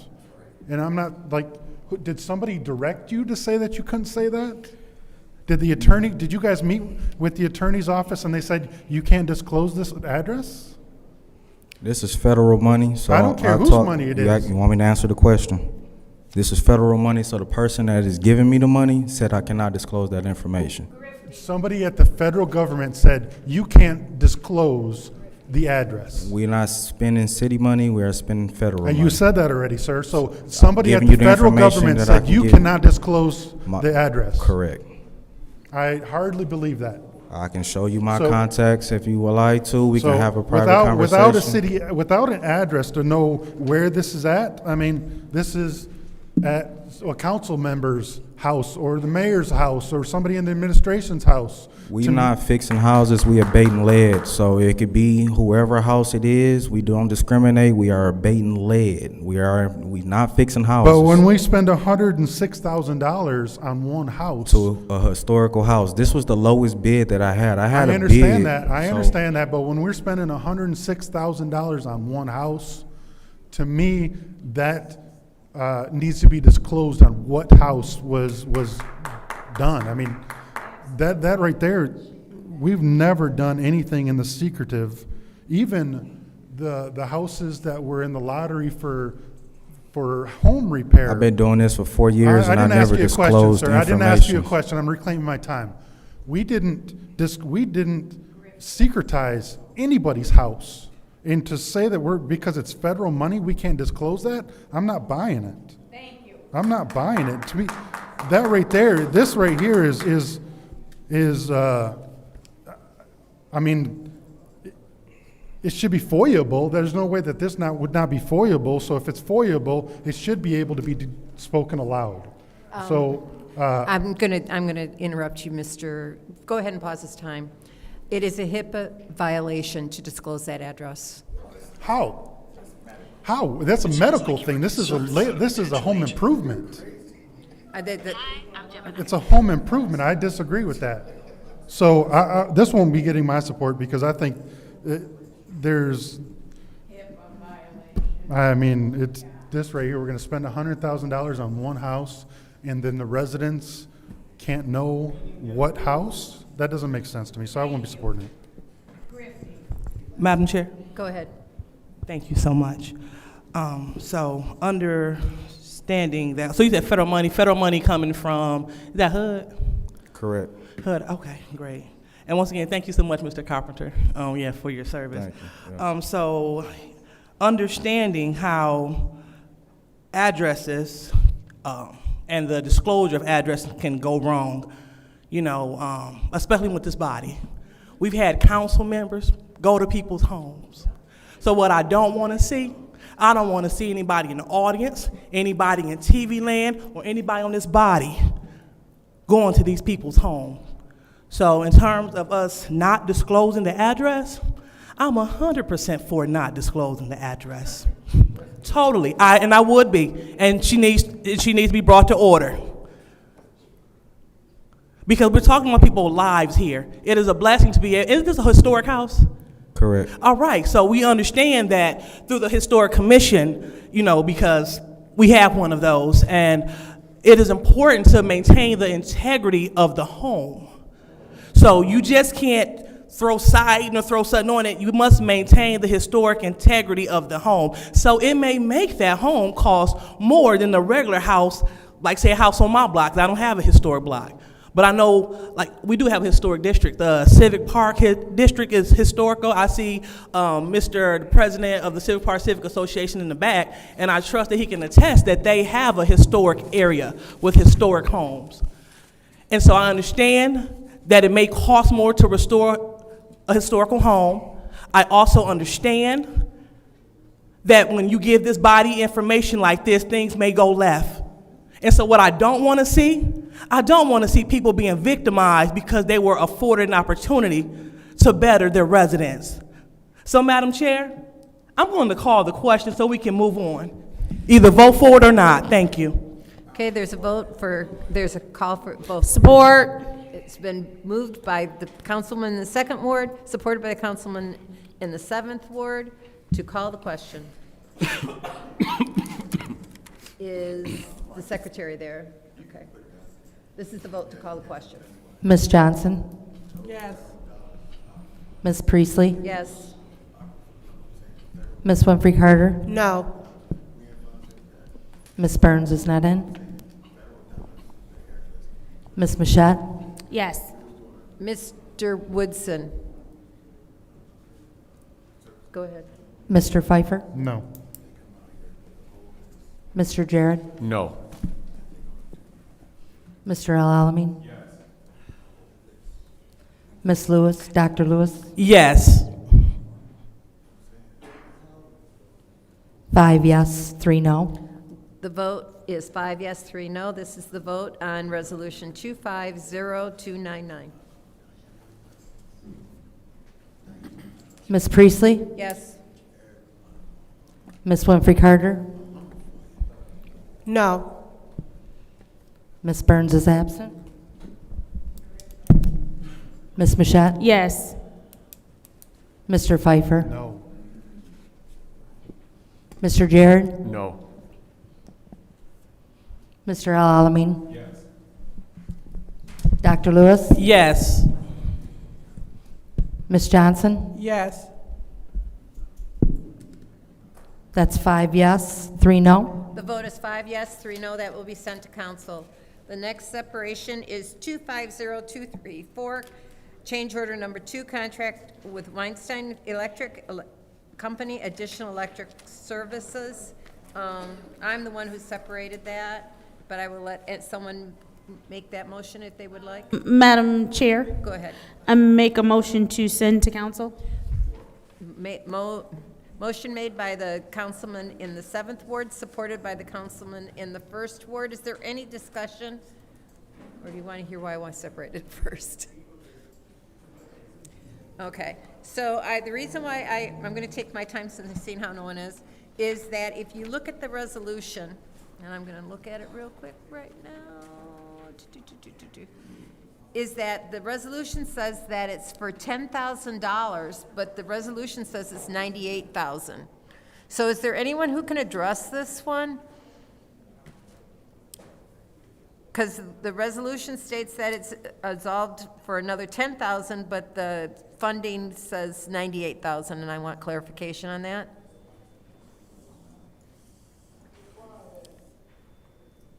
Seamus, that's 250234 Weinstein.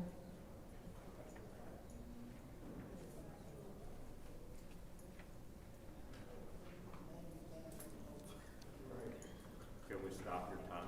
Nope. Keeps going.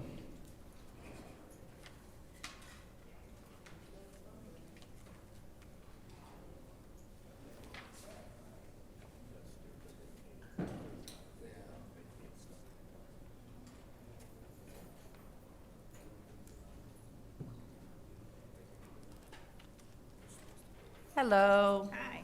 So I was totally confused with this. I understand that the whereas and it's resolved the 10,000. But the fiscal year 26 grand total of 98,000, and then it's for revised aggregate 3-year total of 458,000. There's a lot of numbers there, but I just want to make sure that we're only approving the 10,000 needed. Yes, what happened when this resolution, I believe, was presented to you earlier on, and Lauren Rowley isn't here, the purchasing director. I can barely hear you. The purchasing director, Lauren Rowley, when she originally presented this resolution to you, it covered multi-divisions within the city who utilized Weinstein.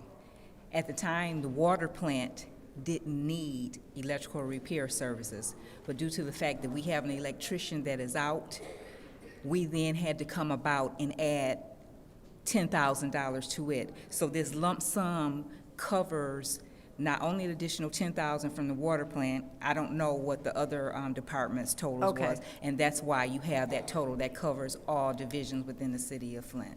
Okay, when I read that initially, when I received it, before it was put into our packet, I was questioning that, and so I wanted that clarified. Okay, that was the first round. Is there any discussion in the second round? Seeing none, this is the vote to send 250234 to council. Thank you. You're welcome.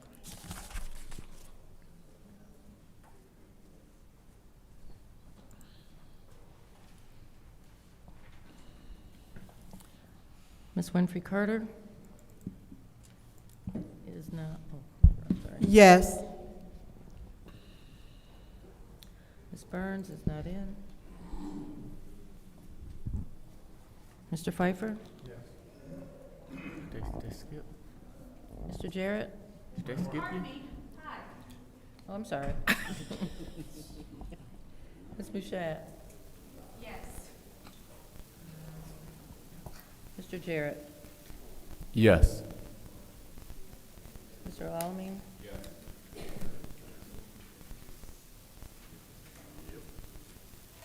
Dr. Lewis? Yes. Ms. Johnson? Yes. Ms. Priestley? Yes. The vote is 8 yes, 0 no. Vote is 8 yes, 0 no. That will be sent to council.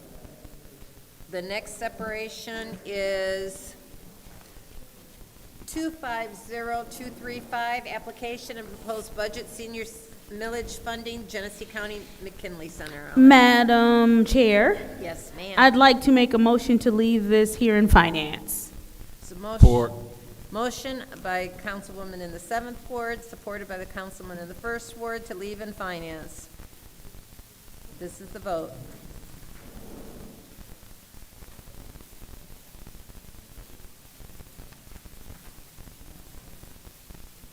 Ms. Burns is absent. Ms. Mashat? Yes. Mr. Pfeiffer? Yes.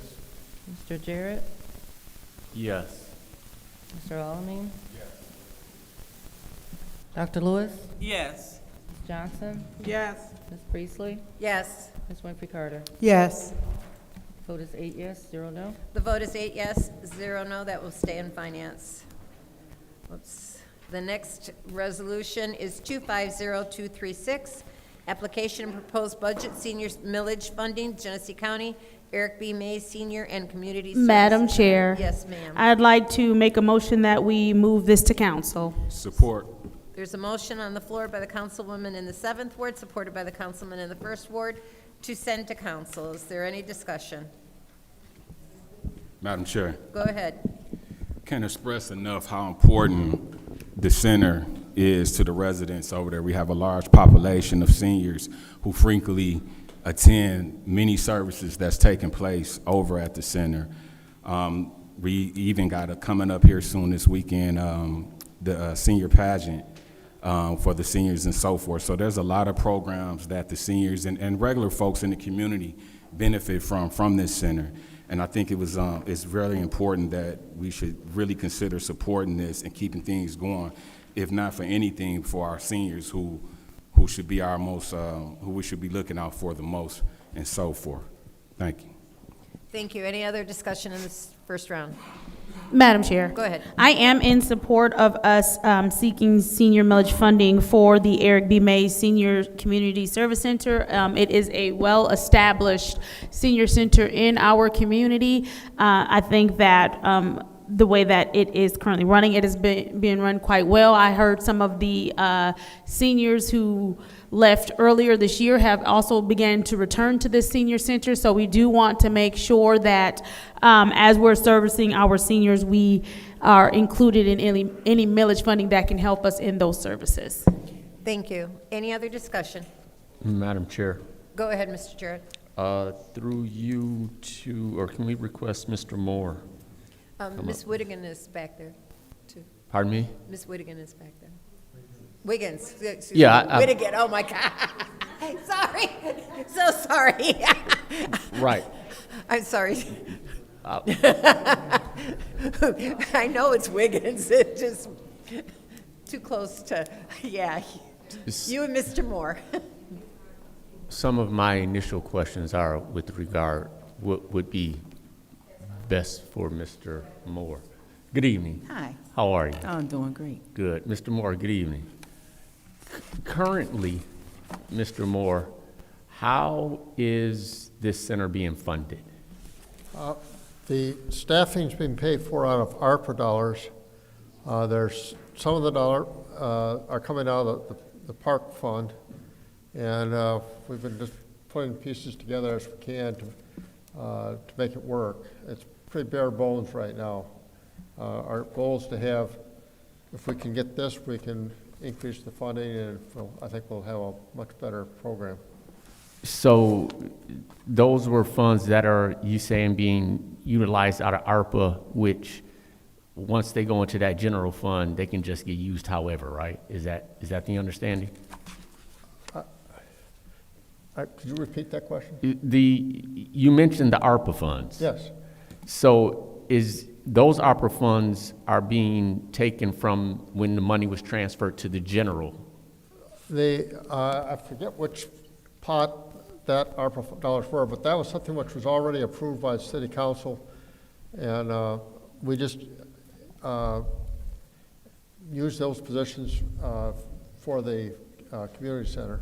Okay, so they were basically, we reallocated funds designated other places for here. Right.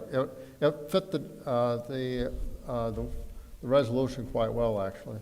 I'm sorry? It fit the resolution that was presented, so it made a natural fit. Are you saying there was a resolution sent to us specifically to fund the center? No. It was part of a bigger package. Okay. To you, Mr. Moore, currently there are 2 senior centers in, well, should I say, we now have 3 senior centers that are being ran in the city. Do you know that, or if the county has allocation for 3 centers? I don't know an awful lot about their program. I'm sorry. No, I'm talking about because this is to request funds from the county, correct? Right. Do you know that the county has funds allocated for 3 centers in the city of Flint? Or actually, it would have been 4 with the McKinley. Does this county have funds to support 4 centers? The county has funds that we're eligible to apply for, and we have an excellent program, and this will make it better.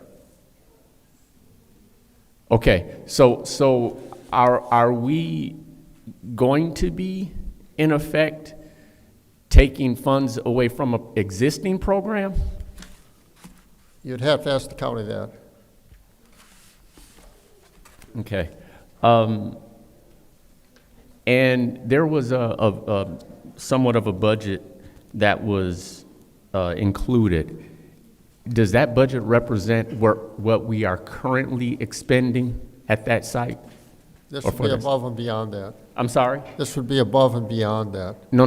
What I'm asking is, for what we are currently spending, is the budget that was included here, is that in alignment with what we are currently spending? No, this is something different. This is above and beyond what we're currently spending. Oh, I don't know, am I not being clear? This operating budget shows that the request would be for about $132,000. I'm sorry, no, the 176, you're right. That one was more. Are we currently spending more than that amount to support the center that's in place now? I don't believe so, no. Okay. All right, I yield. Madam Chair. So, Mr. Moore, I think what my colleague in the Ninth Ward was trying to say is, what is the total budget for the Mays Center? And is the city matching these funds? Is it going to be a $300,000 budget, or are we saying that 176 is all inclusive to support this center? You want it, Senator? I'm not sure. I don't have the figures for the other funds, but we're not spending 132 right now. I don't believe we're below that. You're not answering my question. What is the total number that it is anticipated to run this senior center for a year? The budget was 170. Go ahead, Tom. We're talking our projected Yes, for the entire year. for Whether or not we get these or not, what is our total budget for the Mays Community Center to run for a year? for right now. I think it's That doesn't include the salary. we'll have to get back with you on that because the funds have been coming from different areas, and Give me a ballpark number. I won't hold you to what it. did we come up with? The budget we had was 3, 4? no, No, it's less than that. no. It was about 120. That's It about was- right. And that includes the salaries? What do you mean? You're saying 120 on top of this, right? You're not saying 120 total. That's correct. That's correct. So we're saying that the salaries, which aren't included on this, we're only going to be allocating 120,000 for salaries? Is that what I'm hearing, or no? At this time, I think we only had for one person for the salary, 2 people for salary. Right. So with the salary would have been about 132. Yeah, if I remember, it's a little bit less than 130. Yeah. I want to say it's between 120 and 130. So outside of the salaries, the city is hoping that this senior millage dollars will cover everything else other than those 2 people. No, the millage is going to cover things, some Well, of the programs. that's what I'm asking. Okay, the millage is going to cover various things like programs, instructors. Right, I get that, Ms. Wiggins. Yes, okay. What else is the city looking to spend at this place? Outside of this millage, what is the total dollar amount? That's what I'm asking. Okay, we don't have a total because you're asking us, does it include the salaries? The salary is not. No, you already said that the salaries are about 132 It's not, on yeah, top of this. it's not included in this 132. For Right. what yes, it's not included So in that. what above the salaries are we looking to spend? You have utilities, you have ground maintenance. Utilities are on this, so this is only a portion? That's not the entire utilities. So you don't know the total dollar value that you're looking, like you don't have that number, but you know that this is only a portion of what you want to spend? Like, how do we not have a complete budget? I mean, how do we know that we don't go to the county and ask for 300,000? Like, how did we come up with this number? When we go to the county, we're going to be presenting this resolution, which has. No, I understand that. Well, you're asking, not answering the question that I'm answering. How did we come up with this dollar amount to go to the county instead of the 300,000 or what? Okay, so we're looking at the Maze, right? The Maze Center, right? Yep. Okay, the Maze Center, which is 176,000, right? That's what we're looking at. Request for information. What's your request? Is this the budget that we're proposing for the county or to the county? This is the budget that we're proposing that they fund. Thank you. But that's not what this says. It says the senior center operating budget. This doesn't say, like, I want to know the overall budget. What's the overall budget? What are you Okay, looking? we don't have. So how did overall- you come up with this dollar amount? We came up with this dollar much by. So you did a partial budget in like, so you did a $400,000 budget and you went to the county and said, we're going to get 40% or whatever that number is. So if you don't have a total overall budget, how did you come up with this budget and this dollar amount? Thank you, I yield. Madam Chair, thank you. Through you to the city attorney. Attorney Sparrow, how are you this evening? Good. I do want to address the question. I know that we are using call for the question right now before we get into this, and I want to ask you because it doesn't state, in our council rules it says to vote immediately, but it does not state call for the question. And Robert's Rule 12th edition is very specific as to when we're stating, we're not saying I want to vote immediately. They're stating call for the question. And so if you don't have the answer, I would like to send a referral, because if we're doing call for the question, which is Robert's Rules 12th edition, that means we have to have 2/3 vote, which means we need 6 votes. And right now, we are a body of 9, and we should have 2/3. It's not, Robert's Rules does not acknowledge voting immediately. It's call for the question. So I want to make sure we are in order. Point of order. What's your point? I just want to refer our colleague to the council rules, keeping in mind that the charter trumps all rules. Point of order. And What's your point? That is not a valid point of order. That's for me to rule on, not for you. Go ahead. okay, so Councilwoman in the 6th Ward, are you aware that council rules override Robert rules, and within our rules it states that we only need 5 votes to call for the question? Are you aware? So first of all, you did a point of order. I didn't break a rule, so you took the floor. She needs a warning. So I do want to state this. If I would like to have a referral, because when I spoke to some other attorneys, language is very specific, and other municipalities, it is required for 6 votes, 2/3, and there were some issues with our rules. But I'm going to move on. Thank you, Attorney Sparrow, but I don't see the clerk over there. I would like to have a referral for that, so that we are in line with what we should be doing. So hello, Mr. Moore, Mrs. Wiggins, how are you? Oh, I'm sorry, yes. Good. I'm just smiling, Good. okay. So I know that the county has a minimum. Are you doing for a tier 1 or tier 2 for your application? We're doing for a tier 1. For a tier 1? Yes. And how many members do you have? We have about 150 members. 150? Yes. When will you have, I was listening to Councilman Pfeiffer, when will you have a full budget so that we know how much it costs to run the McKinley Center and the Mays Center? Collectively, you want a budget that reflect both centers, or just? Yeah, each center, because you are the director of both, correct? Yes. Okay. Yeah, separately for each one, because each one is different. I believe we have, at the McKinley Center is also shared with the Southside Coalition, so that's not just a senior center. And that may make a concern for me when it goes over to the county, because the county's funding is specific to it being a senior center.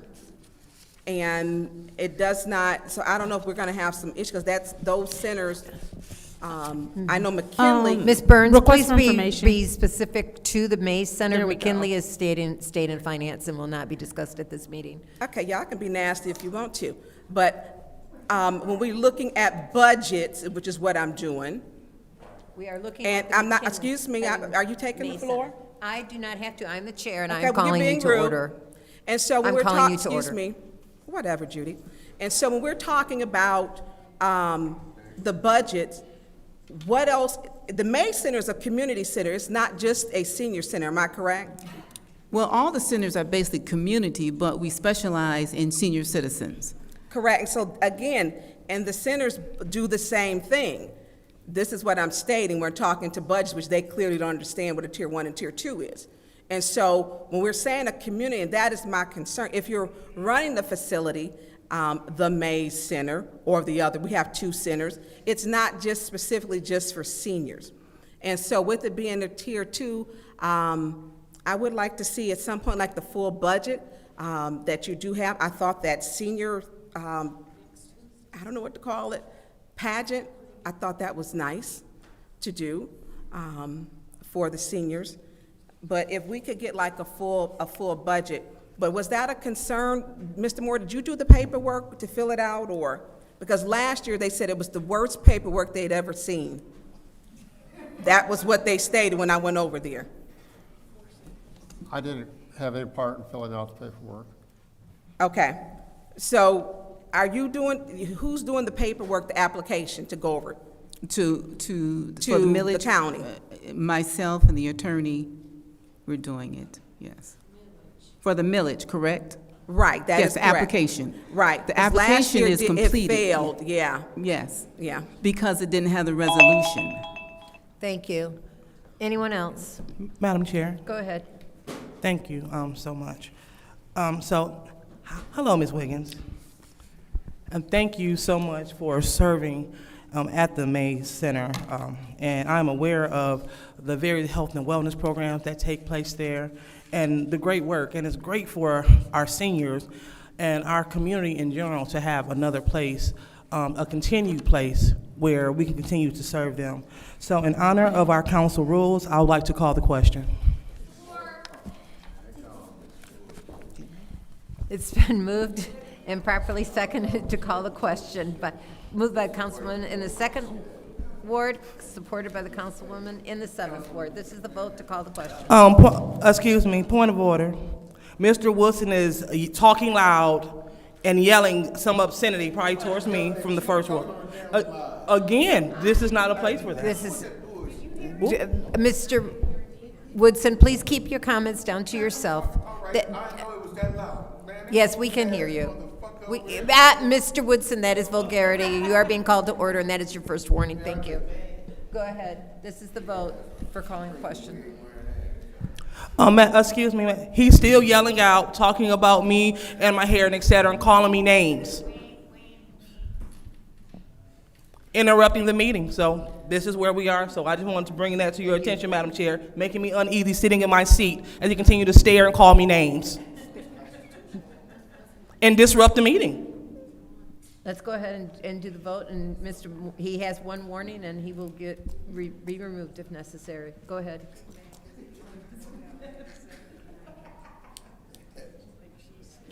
So, for the record, I do want to acknowledge what Ms. Burns has brought up, and the council rules do state that it's a motion to vote immediately until a legal opinion is rendered. We'll honor the call to question, but the council rules do have a different language, and it has been brought up several times. So I just want to acknowledge what Ms. Burns has brought up from the floor. But we will go ahead with this vote until a legal opinion is rendered. Ms. Mushat? Yes. Mr. Pfeiffer? No. Mr. Jarrett? No. Mr. Alamin? Yes. Dr. Lewis? Yes. Ms. Johnson? Yes.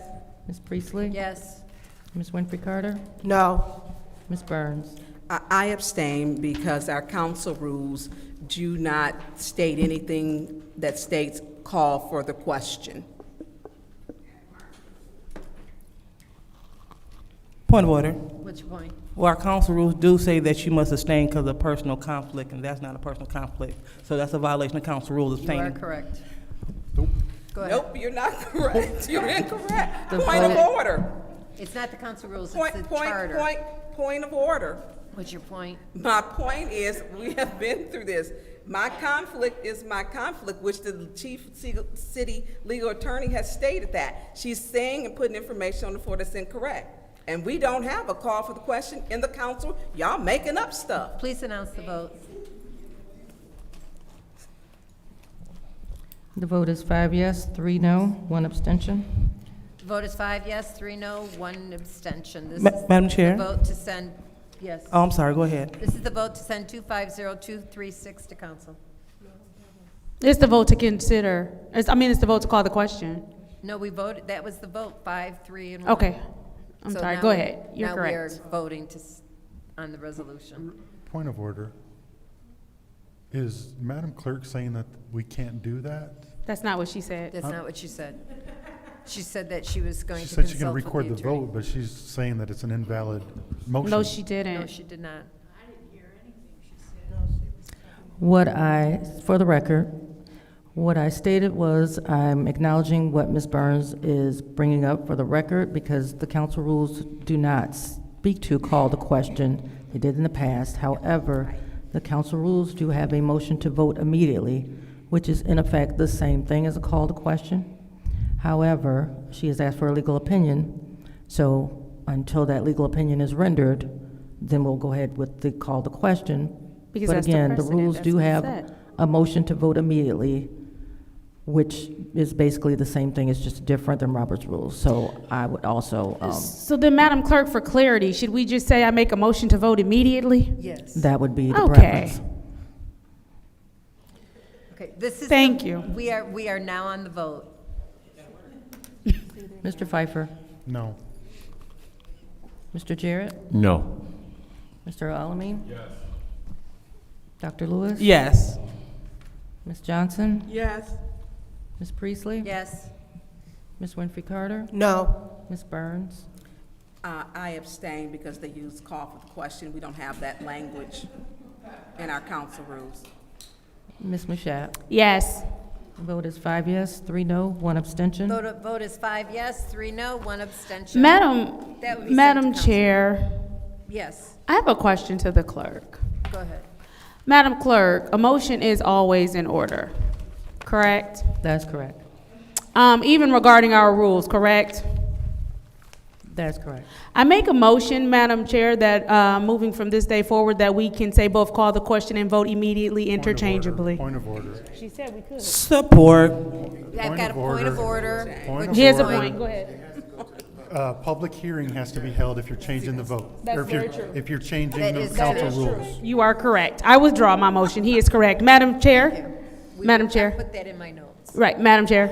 Yes, I make a motion that we reconsider Resolution 250290-T, which is the reallocation of ARPA funds for the North Flint Food Market Cooperative. Support. there's a motion on the floor to reconsider 250290 for the ARPA North Flint Food Co-op. This is the vote to reconsider. They can reconsider. Mr. Jarrett? Believe that is in order, Madam Clerk? Yes, it is. Mr. Jarrett?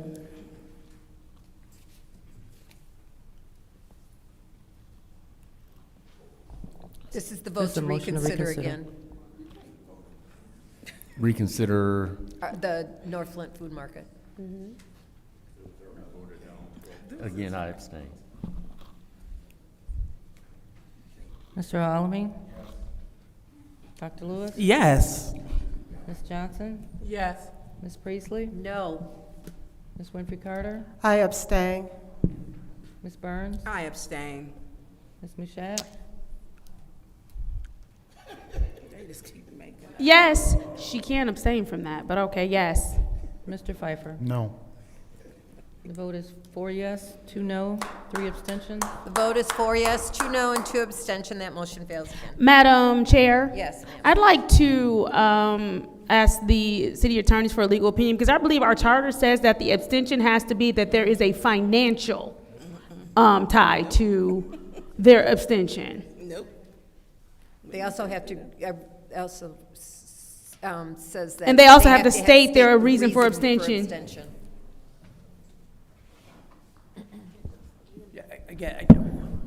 What is your question again? I just want clarity because I believe our charter states that if they are going to abstain, that one, they have to cite their reason for abstaining, and then two, that the abstention has to be because it is a personal conflict or a financial conflict. If you could submit the question, I'll be happy to answer it, but send it to Ms. Gurley and we'll get you an actual opinion. Thank you.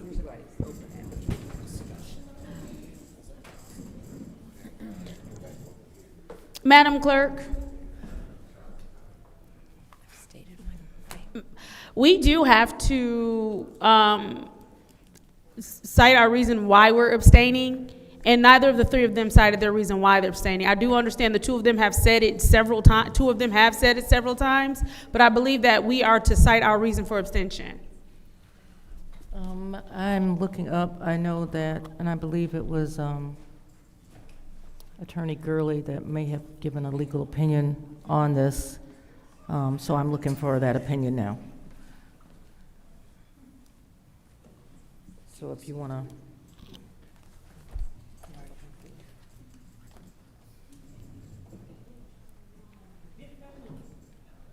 It's forced speech, you can't do it. Huh? It's forced speech, you can't compel forced speech, so.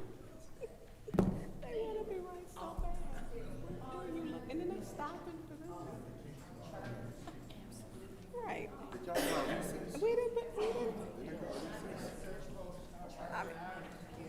Point of order. Are we in recess? Are we in recess? I'm not talking to you. Okay? Yeah, just nasty. Madam Chair. Madam Chair. Madam Chair. Motion to send 250240 to council. Support.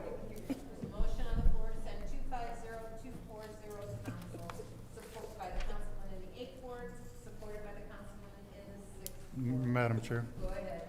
Is there anyone that can speak to this? Grant? No, sir.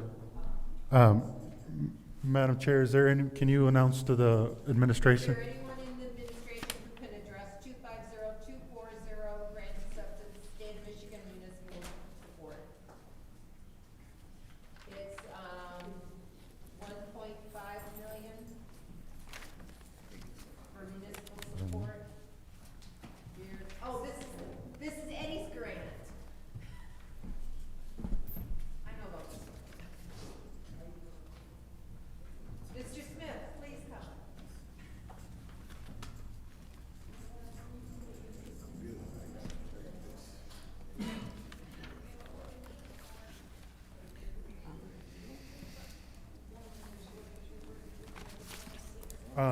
Mr. Smith, I see the dollar amounts for each of the individual categories on this.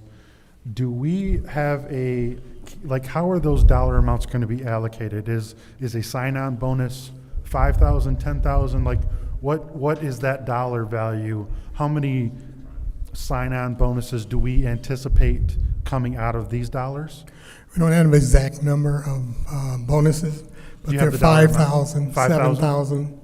Yes, if they're a licensed officer, it's going to be 7,000. If they're coming out of academy, it's going to be 5,000. Okay. What about the retention bonuses? Is that going to every officer? That's going to a program that they're setting up. I'm sorry? It's going to a program that they've set up for retention, hiring, and retention. So it really depends on the number of years they've been here and the number of their rank. So that's all determined by the police officers and the chief of fire. So this is going to the chief of police and the fire chief Yes, as well? Correct. This is a grant. Since when do we give retention bonuses to appointments? No, not to the chief. They're over the program. No. I thought you said that this is going for the chief of police and the chief of fire. Like, No. I'm like, It's when gonna do be we give determined. retention bonuses to those folks? Okay, I Okay. understand. Is the retention bonus going to be lump summed or is going to be? No, we're not it's going to do be that. Progressive? Correct. Okay, I don't want anybody getting a retention bonus and giving us the wave goodbye after. Absolutely. Okay, perfect. How is the performance bonus, what is that metric for fire? I don't have the metric with me for fire, but it is based on. Because it's only for fire, right? There's no performance bonus Correct. for police? Correct. So They set it up differently. I mean, when I applied for this grant through the state, it was based on each individual responding group, the fire and the police, coming up with their own plan on how to use this.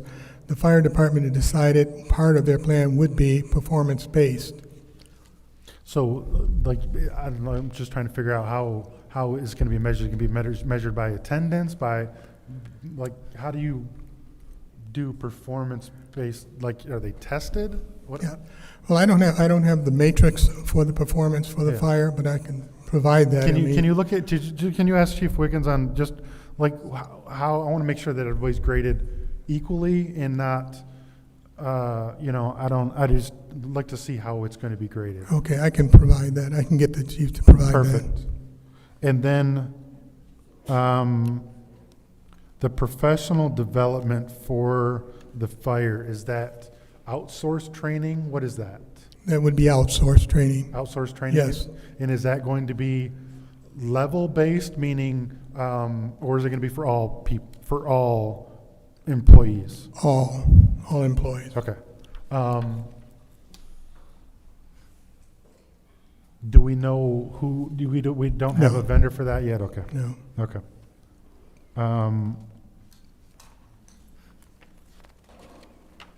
And then the timekeeping software, that's a dollar amount. Don't we have that with the HR system? No. This system allows us to, the police and fire, there's a very complicated time and attendance tracking mechanism. Other discussion in the first round? Madam Chair. Go ahead. Thank you. Good evening, sir. Is there a greater, I guess I'll call it, problem in recruitment and or retention, one body over another? Does fire have a greater problem, or does I would put them equal. You know, if you're talking about the difficulty in hiring and retaining, equal across the board. Okay. We're competing with all of our the local fire departments, local police departments, so I would say it's equal. It's very difficult to, compete.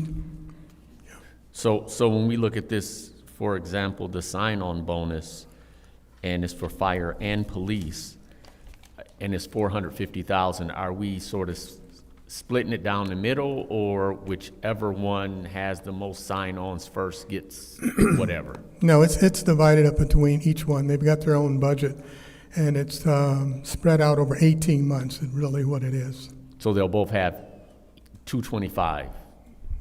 Ballpark. Okay, and the same with the retention bonuses? Yes, I'm not sure the exact amount, but the total dollar amount is built into that, but we can provide that. I'm sorry, the total amount what?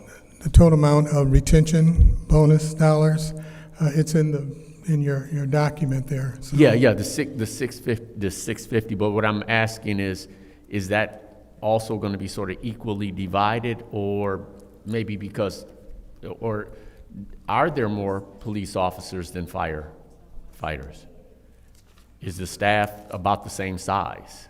No, there's different numbers for each one. I mean, police is a little different total, and so is the fire. Fire department's a little total difference. Okay, I guess I'm just trying to get an understanding as to if one department is going to receive greater advantage over the other. Yes, it would. I mean, I would say the police department's going to have a greater dollar amount that's built into their budget because they have a larger group that they're recruiting for. That's exactly what I was getting at. Thank you. That's all I have for now. I yield. Any other discussion in the first round? Any other discussion in the first round? I want to thank you, Eddie, for applying for this grant. You and I had, or Mr. Yeah. Smith, sorry. No, it's been over a year Yeah, trying to get it. I thought, I'm glad that you took the initiative to bring these dollars to the city, and I want to thank you very much for that, because we don't normally hear of the HR department going for grants.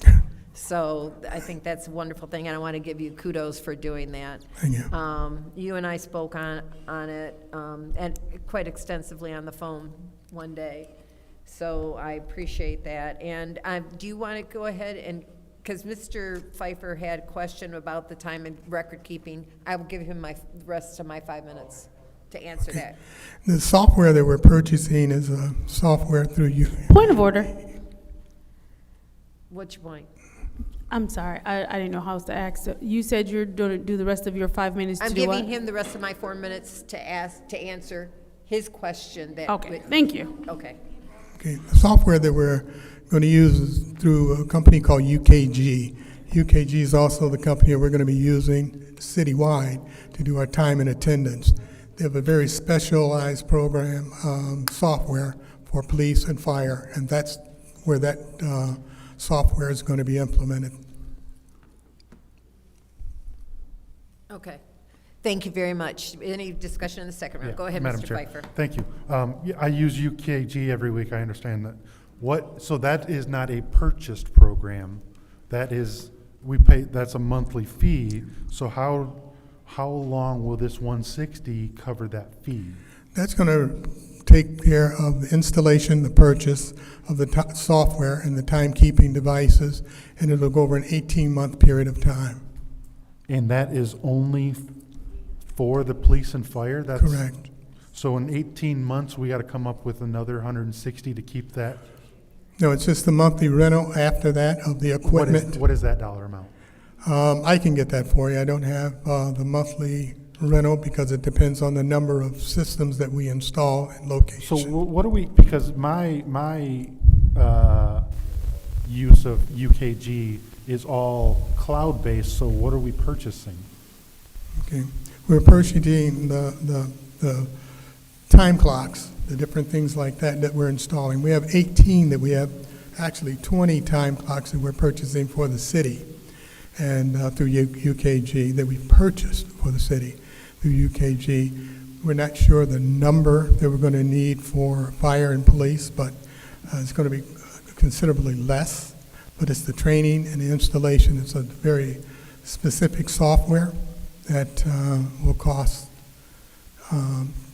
differently than what we're using in the city. Okay, so they'll be like they'll be able to swipe a card, and that's what it is. That'll keep track of it that way. Correct. Okay. My final question, and I'll yield. When we convert to UKG for the entire city, will we be able to scale this up and have a lesser dollar value, or to merge the two, or no? Yes, and that's the point. I mean, it's going to cut out the middle person. Right now, we have a bunch of timekeepers, Yep. and so it is going to save us dollars. It's going to go direct from the punch-in and approval by the manager or whomever's over, and straight to payroll. So there is that savings there, and that's the goal. Okay, perfect. Thank you, sir. Okay. I yield. Okay, any other discussion in the second round? Any other discussion in the second round? Any other discussion in the second Madam round? Clerk, Go ahead. Madam Chair, thank you. So, I just wanted to say, Mr. Smith, again, thank you so much for bringing in grant money to the city. It is all of our responsibility. You know, like when we go to conferences, that's what we go for, to make connections and bring back grant dollars. And so, thank you for doing your part with HR, and I just want to put that on record. And thank you. And I do want to say, give the HR team a lot of credit, so, for me to be dedicating a lot of my time to chase this stuff around, through the feds and the city and the state and all that, I got a good team, so HR team. Thank you. All right. And shout out to Candy. All right, thank you, Madam All Chair. right, this is the vote to send Resolution 250240 to council.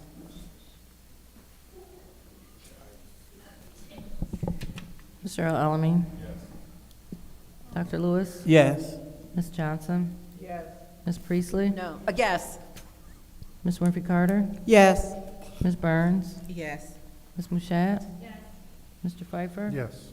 Mr. Jarrett? Yes. And the vote is 9 yes, 0 no. The vote is 9 yes, 0 no. That resolution will be sent to council. I'll entertain a motion to adjourn. It's been moved by the councilman in the 8th ward, supported by the councilman in the 1st ward. This is the vote. Dr. Lewis? Yes. Ms. Johnson? Yes. Ms. Priestley? Yes. Ms. Winfrey Carter? Yes. Ms. Burns? Yes. Ms. Mushat? Mr. Pfeiffer? Mr. Jarrett? Yes. Mr. Alamin? The vote is 9 yes, 0 no. The vote is 9 yes, 0 no. This meeting is adjourned at 7:25.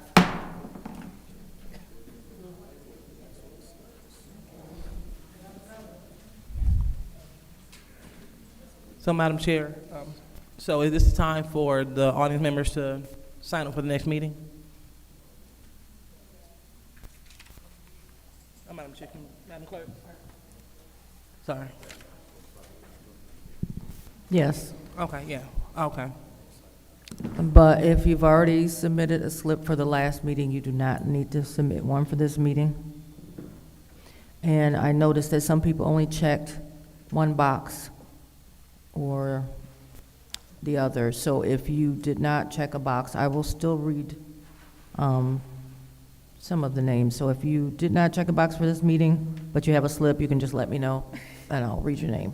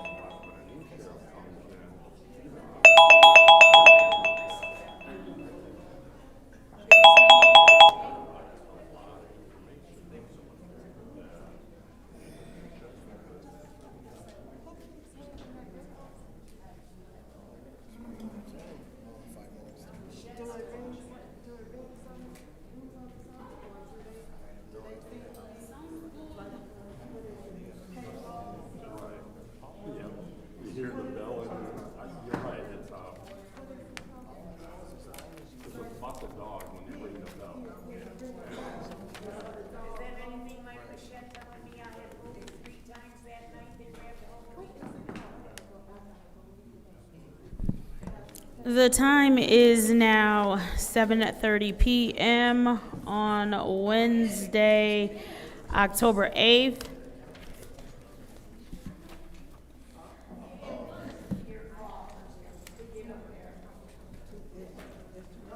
I hereby call this legislative committee meeting to order. Roll call, Madam Clerk.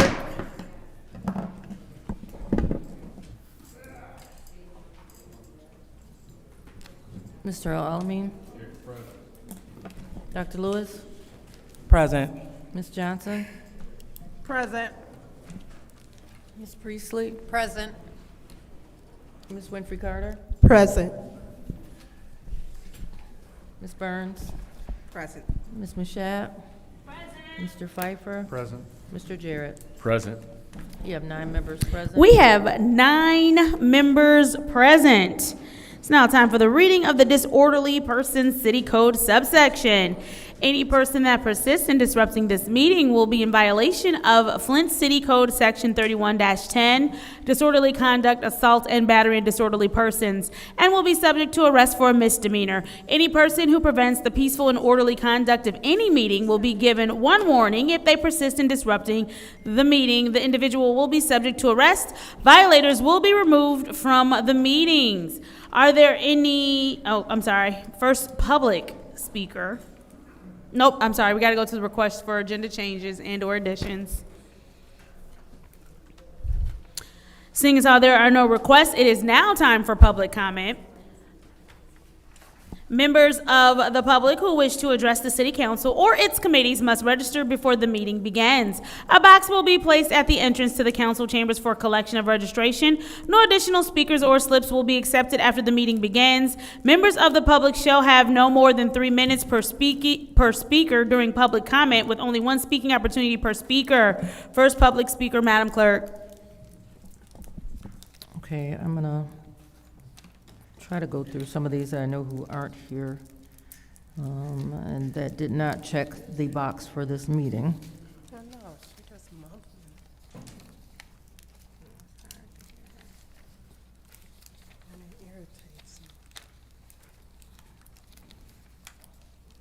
Stanley Wood.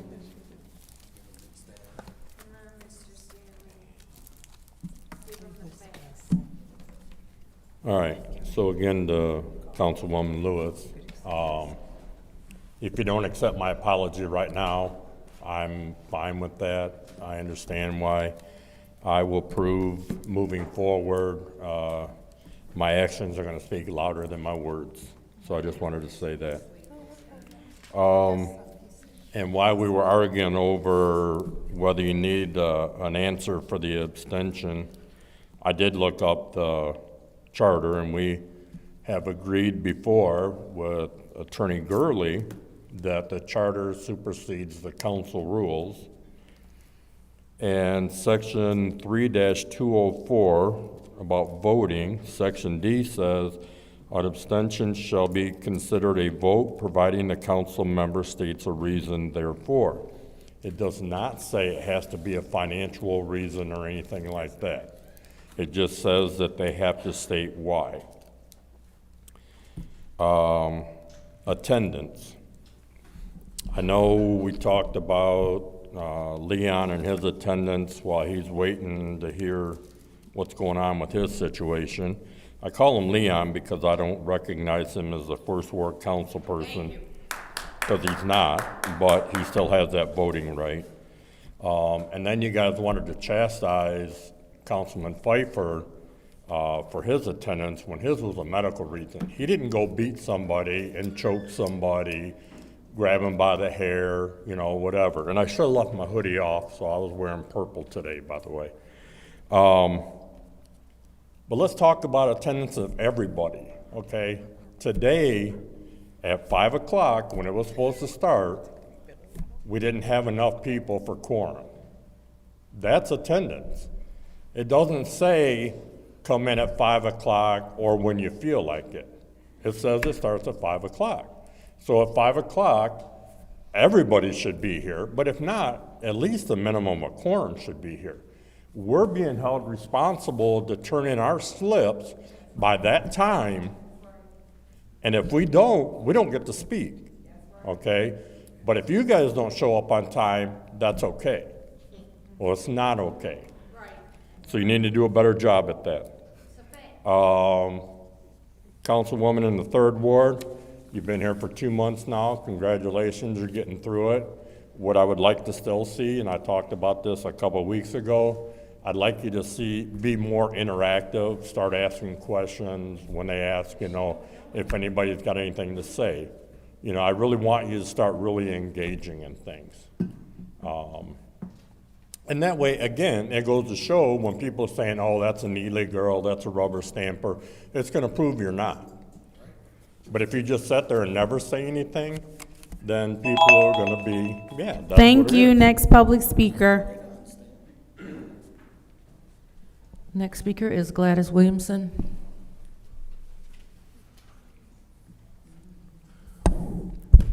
Yep. And Stanley's right. You sit there and 90% of the time you look like you're sleeping. The other percentage of the time you look like you're reading your phone, laughing with somebody on your phone. You are a rubber stamp for the mayor. And Leon, you are a woman beater. And Judy, you are a rhino. And my 4, Mr. Jarrett, my city councilman, I appreciate all the fair-headedness that you keep when you come and represent me. Mr. Dennis Pfeiffer, I appreciate you. Marchette, I don't even have words for you. Ms. Burns, thank you for coming and for your level-headedness in how you vote. Miss Jerry Carter, thank you for your level-headedness and how you vote. And Davina, when you have to speak, because God forbid that you have to speak, could you speak up so that we can hear you? Please. Okay.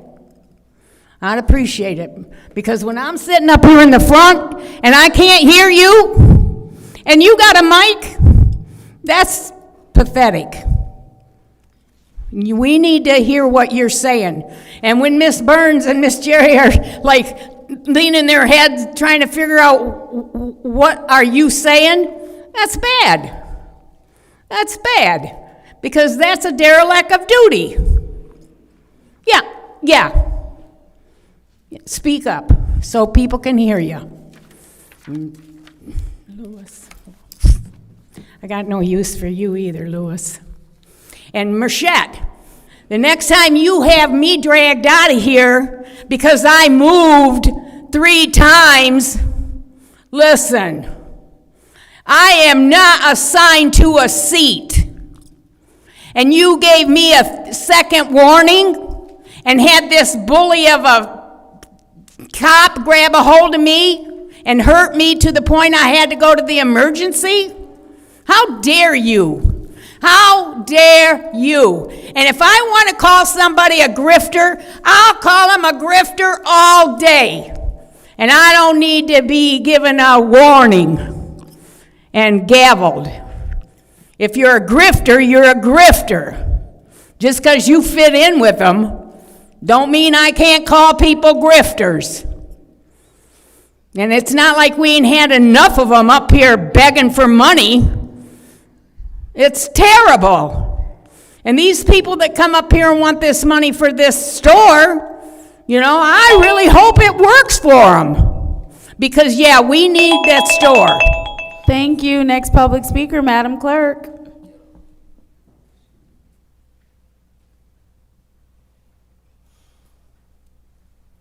Next speaker is Jason Dye. What's going on, guys? Now that we've got done with the store, my original purpose of coming here, and I was trying to leave after the first meeting because I'm exhausted, is the police training. Why is there no mention of constitutional training for these police officers? I will refer you to a guy known as the Civil Rights Lawyer, TCRL. He's on YouTube. He's also out of West Virginia. He only does federal lawsuits and trial. That's it. He knows his stuff inside and out. He just showcased a mayor who had one of his police officers, who, by the way, the mayor stated had a clean record. He went to this woman's house, and he had no right, you know what I mean, to ID her. He was actually responding to her call. She refused to ID. He said, then you're under arrest. She said, okay, let's do it then, because she knows her rights. The minute she went to step back in her house, the cop rushed in, ended up pushing her on the couch and all this ignorant stuff in front of her son, you know the drill. So the mayor comes out, unlike our sorry mayor, who probably don't even know the 5 pillars of the First Amendment, which is sickening, and that's why they don't want their police officers to know the Constitution, because then they wouldn't be their goons anymore. But this mayor come out and said, I apologize, ma'am, and said her name, and said on behalf of this city, for this officer's lack of knowledge of the law he is sworn to uphold, and an oath that he swore. You can look at this. This is right on YouTube. He's called TCRL, the civil rights attorney. I obviously have no plugs with him, or I wish I did. But anyway, you can go on there and see, you know what I mean, a civil rights attorney explaining constitutional violations and rights. Everything from freedom of speech to freedom of press, assembly, you name it. It's been on that site. He's very well respected. We'll have a situation like, for instance, here in Flint, where people make it, let's just hypothetically paint this situation. The boxer that was out there who got pepper sprayed by the police got a little bit of media coverage. Probably nothing done to the cop or anything. That happens quite frequently in other places. And just because he's in West Virginia, don't discount the fact that he's got over 2 million followers.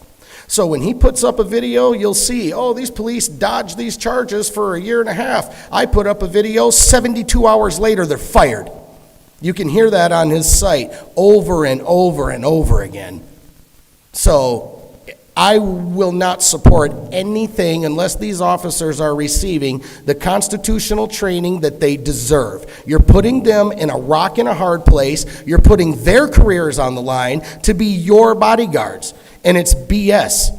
We, the people, are the inherent expressed beneficiaries of the United States Constitution that every judge in every state is bound thereby. So are you, who swore an oath to it, just like those guys back there. Give them what they need. Thank you. Next public speaker, Madam Clerk.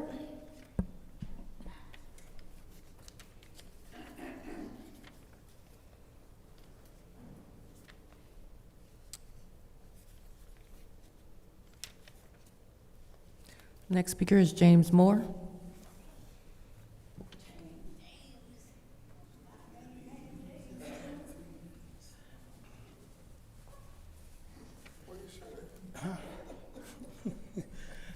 You messing with my time, man. Can I get my time back? James Moore, City of Flint. I want to say an apology from the earlier meeting. I had told y'all to get out of the city. I want to recant that. I was really trying to say, if you're going to be in them seats and speak on behalf of the people and lead on our behalf, and you're not, you do really need to get out of the seat. But don't leave the city, because our city is pretty empty. We need all the people we can get. So we do welcome y'all back as neighbors, but we would rather see some little bit better leadership. Art put me out there saying that I'm the one with the one shoe under my car. And I'm glad that the people in the city of Flint has been paying attention. Did you run somebody over and just got one shoe stuck under your car? I wish they would pay more attention to what goes on to our government, because you all play a part in spending our money. And it seems like when we come down to get for help, it's always the same result. No. That's right. You ain't getting no help. But they'll sure take your money with compounded interest daily. And y'all all got the seats filled. We got to get something done. It ain't that much time left in the end of the year. Have a good night.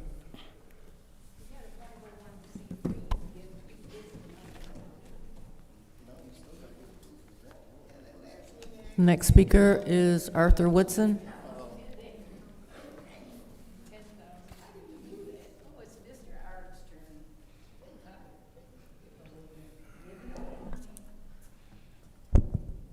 Good evening. Councilwoman Johnson, I want to start off with you. You have to run next year.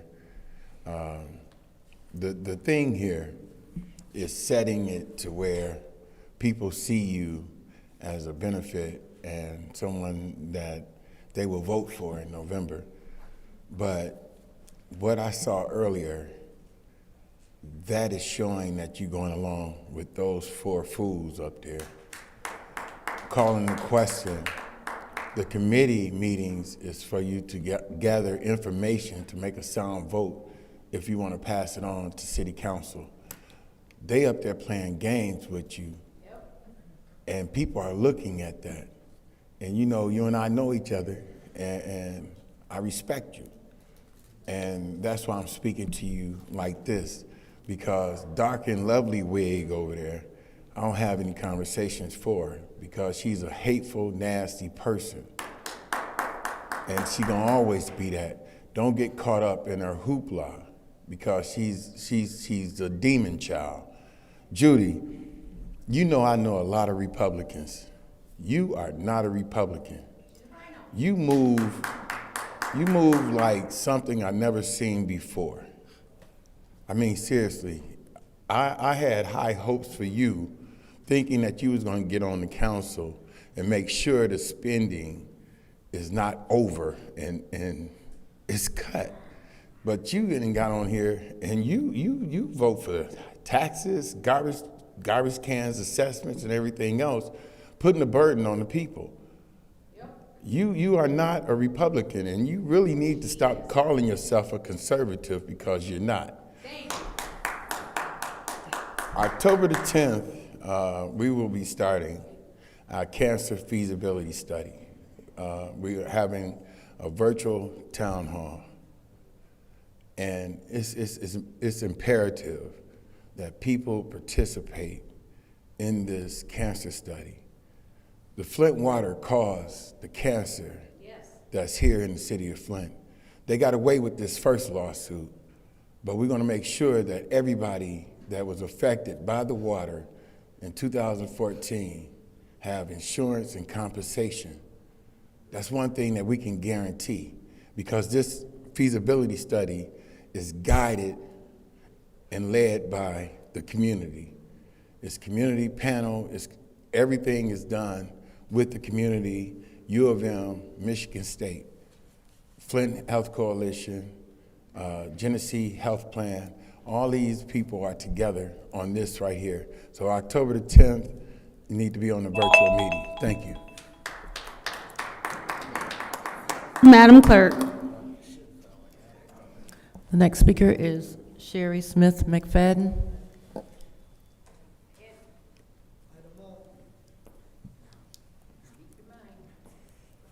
Sherry McFadden, First Ward. First of all, I'm gonna start off with 4816 Miami Lane. My mother lives with me and my husband, hospice. They had a gas leak for 2.5 years, just came out and fixed it. The same house I've been whining about, the same house I've been telling y'all about that need to be towed down, been burnt all this time, had a gas leak. I done called Consumer Powers numerous of times. It took my neighbors to come out one morning 2 weeks ago to smell the whole block. My mother on hospice, directly next door. Any of y'all know what hospice mean? Your last days, my mother. Oxygen and everything. Nobody ever did anything. I done came to y'all numerous times. I'm begging y'all to do something about the burnt up house that's sitting next door to me, 4816, please. Now, second thing I want to do is thank Arthur Woodson. Like I said, I don't make it to all the council meetings no more because me and my mother sitting at home. I stopped both of my jobs to take care of my mother. She on hospice. I thank you and Tanya Burns, because without y'all, I wouldn't know what the hell going on downtown. Don't mean to cuss, just real frustrating. Who back there taking shots tonight? Where do y'all media at? Oh, they done already left. It was only one crew out here tonight. How do the city know what's going on if this man ain't sitting here doing what he doing? If Tanya Burns don't have her podcast, how do we know as residents what's going on? Everybody seen me shake Mouche hand. Mouche, I'm sorry if I say it wrong. But I thank all y'all, because if you're going to help me and my family, what I stand here for, I want to thank anybody that's going to come out and help me and mine. I thanked her because she did something that a lot of other people didn't reach out for me and do. And I thank you again in front of everybody. Am I for the grocery store for the north side of Flint? No. Why I'm not? Because if Kroger's and Myers couldn't stand there last, my grandbaby played basketball. My husband been there 30 years, same address, ain't went nowhere. You understand? 30, if we can't have a basketball, a shovel, or a lawnmower, or a rake outside my yard, how the hell is a store gonna last? I hope all y'all understand. I'm not against it because I need it, because I live 1 block from there. I really do need that grocery store. Will it last? I hope and pray. I really do. Now, as for everybody talking about a food pantry on Winona, Seneca, whatever, let's talk about St. Luke's. Let's give Sister Carol a round of applause because she donates 100 to 150 boxes every Friday to feed families over there on the north side of Flint. Fresh produce, fresh whatever she can get her hands on. We talking about one woman that do it every Friday, ain't going nowhere, give out clothes twice a week and everything. Let's talk about what St. Luke's do. It's right there on the north side, Pasadena, Lawndale, Pasadena, McClellan, however you want to look at it. However, anybody ain't been nowhere for no time. Think about it. Thank you. Next public speaker, Madam Clerk. The next speaker is Chris Morris.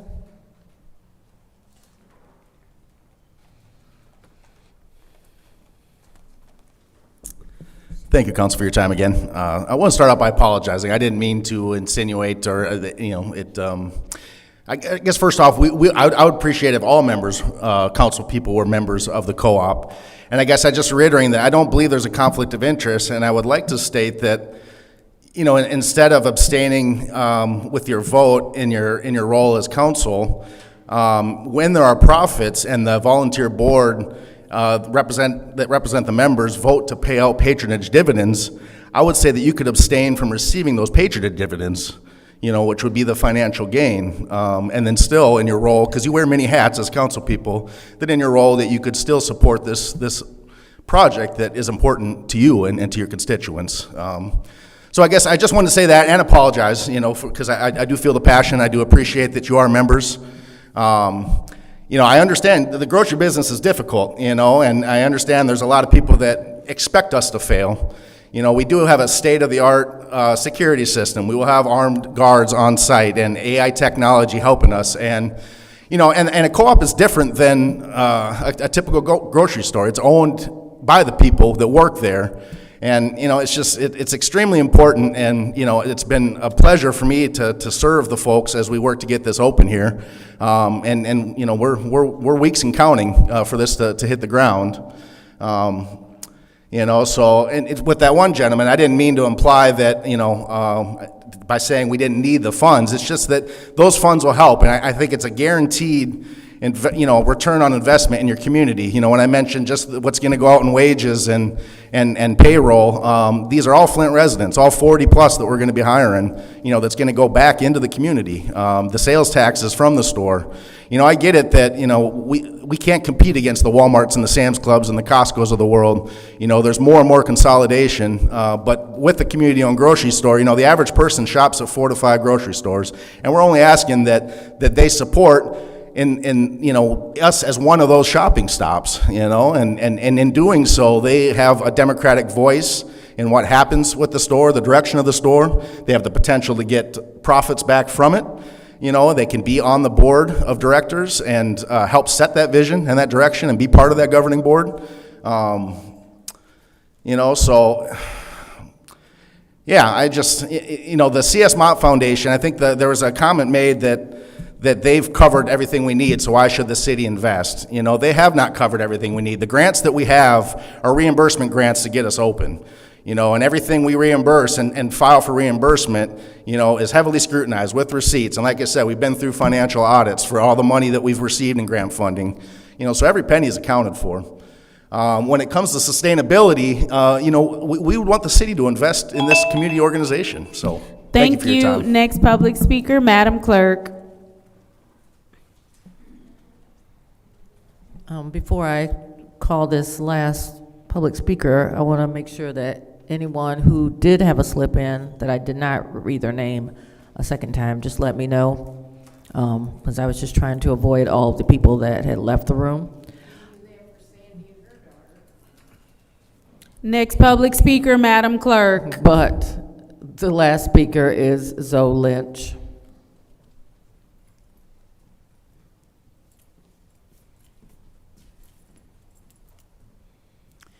Hello, my name is Zoe Lynch. I am representing NAMI, the National Alliance on Mental Illness today. And I'd like to invite everybody in the audience as well as, in the community and of course the council members to a gathering that we're going to be having on October the 15th, next Wednesday, from 6 to 8:30 at the Farmers Market. It's going to be, the subject is on mental health. It'll be set to the 8 dimensions of wellness. We'll have a featured speaker. It'll be Dennis Russell from Genesee Health System, along with a panel of speakers, and several community resources will be explaining their mission. We're going to have one of these gatherings once a quarter. We're going to try for. In January, the subject of our focus group is going to be on adolescents, boys, mental health. And it's going to be on January the 29th. In addition to that, we at NAMI would like to thank Jerry Winfrey Carter, Councilwoman, for coming to the iCare Walk on Saturday. Thank you. Thank you, seeing as how that was the final public speaker. It is now time for council response. Council members may respond once to all speakers, only after all public speakers have spoken. All individual council members' response shall be limited to 2 minutes. Is there anyone who would like to speak during council response? Seeing as how there's no one who would like to speak during council response, I will go ahead and take. I would like to speak. You have the floor. Thank you so much. I guess to our gentleman from the food market, excuse me. As you see, we had an opportunity to reconsider the resolution, and this body failed to do so when we had all 9 members. So as you saw, that we had 4 members in full support, 2 members which had a conflict of interest because they were members, and then we had an absent member who decided not to join us. And then we also had another member that went against their word after they said that if we obtain the $1.5 million, if you all obtain that funds, then they will vote for it. That's what happened. So I just want to say, we have the opportunity. We just need the political will. So we can't talk about places being food deserts without doing our part to saturate these food deserts with food resources. We had individuals fighting for churches so they can give out food. Great. Churches receive their money directly through the food bank. Great, we're providing food. But right here, we have an opportunity so we can support over 900 members that have already invested at an erect building. You guys are getting ready to go. And the only thing that we have to do is invest in ourselves. And we have the ARPA money to do just that, but we decline to do so. So it's very hurtful to see that we are playing games with the residents' money. It's very hurtful to see that we're not moving forward in the best interest of the people. So just to let you know, I'm looking forward to the cutting of the ribbon. I'm looking forward to shopping, and I'm looking forward to supporting. And hopefully this body will do what we are elected to do, which is to serve the residents of the city of Flint. So thank you so much for staying. Madam Chair. Councilwoman in the 6th Ward, you have the floor. So I need to get your number. I don't have, and we can't do the bag. If you can leave it with the clerk, I will have a conversation, because one thing we know that her lips are not filled with truthfulness. There you go. And so I want to state, I met with Ridgeway, and I've talked about that, and I did it personally before, and I talked to Pastor Flynn, Dr. Flynn, but he said to call him Reggie, and I've talked to him, and I knew that the $1.5 million was coming, and there were some other conversations. We all have busy lives, so I'm not absent just because. I had to have a very important conversation that probably I shouldn't have been here, but she likes to gaslight this community. Exactly. The market and I'll have that personal conversation with you as I had with Dr. Flynn, as I had with Ridgeway months ago, respectfully. And so, because I don't do all of that, but when she talks about food deserts, she probably should have supported St. Mark in her ward, where she gets food there, but she doesn't support to give it money, voted no on it. And let's just hope that her fingerprints ain't on that trash bag or gas cans that firebombed that church. Oh, wait a minute, request for point of order. Yeah. Yes. Point of order. Yes. The councilwoman in the 6th ward is insinuating that I'm an arsonist. No, You I are didn't- definitely out of order. She is, and that is definitely out I did of not order. call I am her ruling you arsonist. out of order. You know exactly what you were saying, what you were doing, and excuse what me. you were insinuating. You have been ruled out of order. Do I have the floor back? No, I'm taking the floor. You've been ruled out of You order. don't get to take the floor. Go ahead. No, and no one's talking to you. Yeah. Right. You can't do that. I didn't call her an arsonist.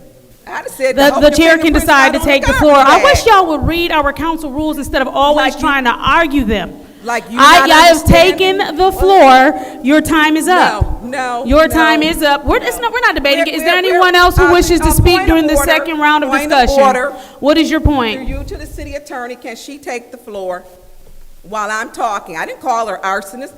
I never even said arsonist. If you feeling like an arsonist, I don't know. This is you are either going to get the ruling for the attorney, or we're going to move on because Oh, you keep I'm talking waiting on beyond the that. ruling. He's The reading. attorney is waiting for you to stop reading. speaking. No, he's not. Yes, he You is. talk to your children like that. I don't, like I said, the attorney is waiting for you to stop speaking. You don't continue once you say point of order and you're waiting for the attorney. Go ahead, counselor, go ahead.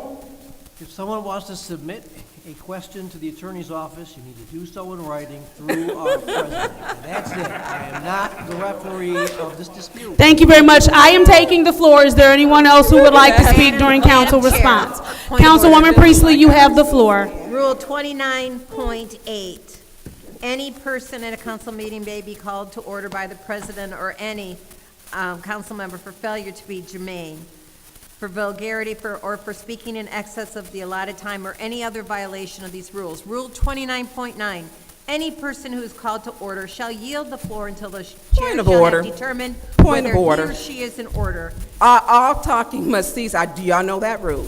First of all, I didn't. I understand that you said point of order, but I am the chair, and so I have to acknowledge your point of order first. Allow me to acknowledge your point of order first. Once you say point of order, you do not get the floor to tell someone else they cannot speak. You are moving outside of what you have the capacity to do. Point of order. And again, Point of order. no, Ms. Burns, Then you need to because warn you yourself constantly, because you're still Ms. Burns, talking. that's your first warning, because I'm over it. That's then your I'll first appeal the warning. ruling of the chair. Absolutely, let's I'll go. appeal the ruling of Is there the chair. support? I'll support her appeal. Thank you. Please put her 1 minute up.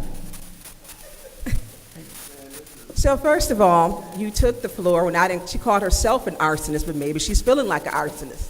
I don't know. I didn't call her an arsonist. I just said I hope her fingerprints aren't on that garbage bag, is what I stated. I did not call her an arsonist, though she did take a picture with them on social media. There is a picture with the alleged arsonist with her putting up smoke detectors. I'm just stating.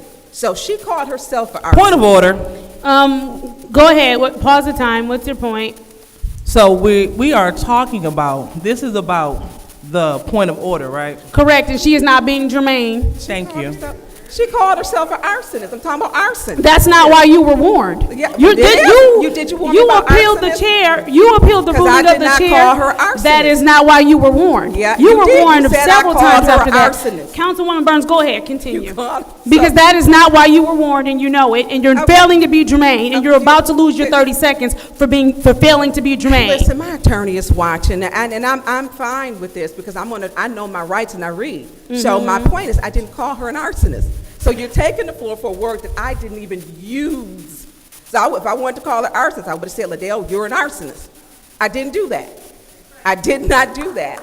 And so you're taking the floor illegally, and Attorney Johnson, I know you're watching because it's the same antics, and we're just logging them. Because you can't take the floor. Well, you did illegally when she called herself that. I did not. It's the same thing she made statements about the food market. You know, when she took shots at all the members, but you didn't correct her. So do what you got to do. All right, thank you. Thank you. Start my time. Councilwoman Burns was issued a warning because she would not stop speaking when she no longer had the floor. That is why she was issued a warning. Again, she's trying to rewrite history when she insinuated that Dr. Lewis was an arsonist. Dr. Lewis said point of order, and from there, Dr. Lewis had the floor and the chair could rule. This is the roll call vote for a warning for Arthur Woodson. Stop yelling out. Stop yelling out. Stop yelling out. That's your first warning. Let's go. So as I was saying, this is the roll call vote for Councilwoman Burns to have received her first warning. A no vote would uphold the ruling of the chair. A yes vote would overturn the ruling of the chair. Roll call, Madam Clerk. Mr. Alamin.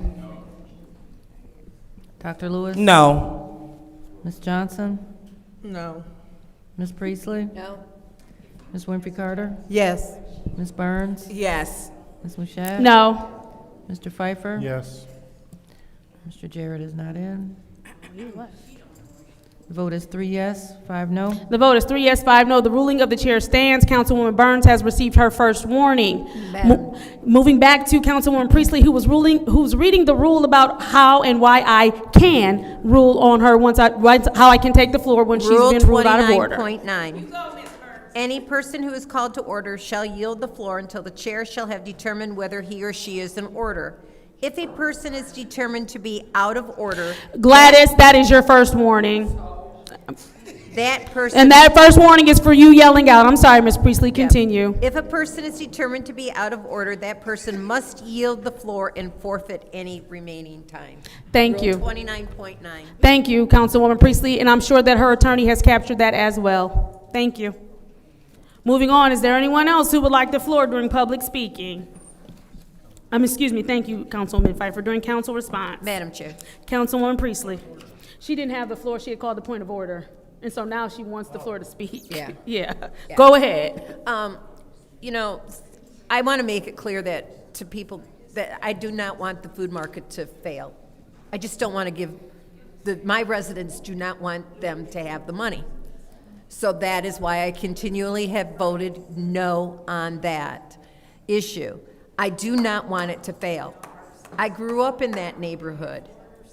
And when I was a kid, there was a lot of grocery stores over there. There was Kroger, there was Hamady, there was Kmart right there. So I want the food market to succeed. I just don't want to give it money. Thank you. Thank you. Is there anyone else who wishes to speak during council response? Seeing as how there's no one else who wishes to speak during council response, I will take my time. It seems we have a lot of people who twist rules, don't understand rules, don't fully read rules, don't fully read the charter. Let me read to you section 3-204 of the charter when we're talking about voting, and this is section D. An abstention shall be considered, I'm going to go back to section B. Whenever city council shall hold a vote, all members shall be required to vote either A or nay. All members shall vote on every matter before the city council unless the member has a conflict of interest precluding their vote, as set forth in Article 1-602 of this charter as provided by law. So if we're going to quote the charter, let's quote the entire charter. If we're going to say something doesn't say something, let's read section 602. Let's not give people half-truths. If we're going to quote the charter, quote the entire charter and what it says in a section. Moving on. It is now time for the consent agenda. What is the pleasure of the body? We have complete separation of our one item. It has been completely separated by Councilman Pfeiffer in the 8th Ward. This is Ordinance 250231-T, which is the Ordinance City Code Amendment, Chapter 1, General Provisions, Section 1-314.1, prohibition of the illegal use of controlled substances by elected officials while on city property or engaged in city business. What is the pleasure of the body? Madam Chair, Councilman in the 1st Ward. I'd like to move to council. There has been a motion to move to council. Is there support? I support that. It has been supported by the councilwoman in the 2nd Ward. Is there discussion? Madam Chair. Councilman in the 8th Ward. Through you to Mr. Eddie Smith. while he's walking up, through you to the city attorney. Yeah. City attorney, it's my understanding that the city attorney's office has not approved this ordinance. Is that a correct statement? That is a correct statement. Okay, thank you. So, can I get some time back? Mr. Smith, please,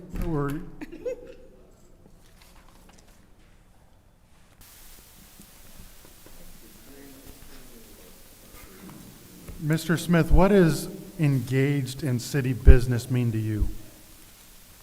For myself or anyone up here or the mayor, what does engaged in city business mean to you? Thorough command of the topic, the issue. I'm sorry? A thorough command of the topic, of the issue, and actively engaged or involved in it. Okay, and in regards to this ordinance that is before us, what does engaged in city business mean? And I'm unable to speak to that. Mr. Edwards isn't here today, so I cannot speak to that. Okay, what is suspicion-based drug testing look like for how does, so according to this, like you would be in charge of ordering us to do drug tests. So how does that work? If I say, Councilwoman Burns, I suspect her of doing drugs, what does that mean that my suspicion to you and now you order a drug test for Councilwoman Burns? How does that work? Human Resource would only order a drug test for employees. Right, so, but this says elected officials of the city of Flint are subject to randomized and suspicion-based drug testing policies applicable to city of Flint employees generally. So it's that same thing. So who would be administering these suspicion-based testing? That I wouldn't know. I really wouldn't. And I can only speak to the human resources dealing with employees and not elected officials. Okay. So, Madam, thank you, Mr. Smith. Okay. Madam Chair, through you to the city attorney. City attorney, since this has not been approved by the city attorney's office, how would this be implemented? Because, I mean, who would be organizing and who would be saying, who is coordinating the randomization? Who is doing the suspicion-based testing? These are all very good questions. In theory, I suppose council could approve the ordinance, and then it would be subject to challenge by. Oh, I promise you, it would be. But what would happen if this gets approved and someone is whatever suspicion-based testing policy this is referring to refuses that? What would the implications be for an elected official, since they can only be removed by the governor or a recall?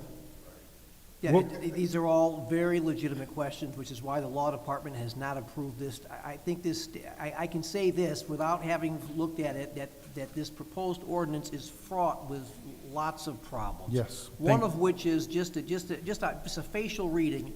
One of which that it only applies to elected officials. Why not appointed officials, right? So it's suspect alone on that ground that it's not based on a legitimate governmental interest. Okay. So, Madam Chair, I make a motion to postpone indefinitely. There's been a substitute motion to postpone this, this ordinance this resolution indefinitely by councilman in the 8th Ward. Has been supported by the councilwoman in the 6th Ward. Roll call, Madam Clerk.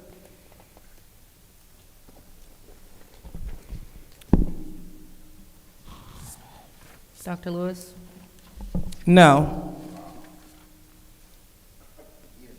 Ms. Johnson?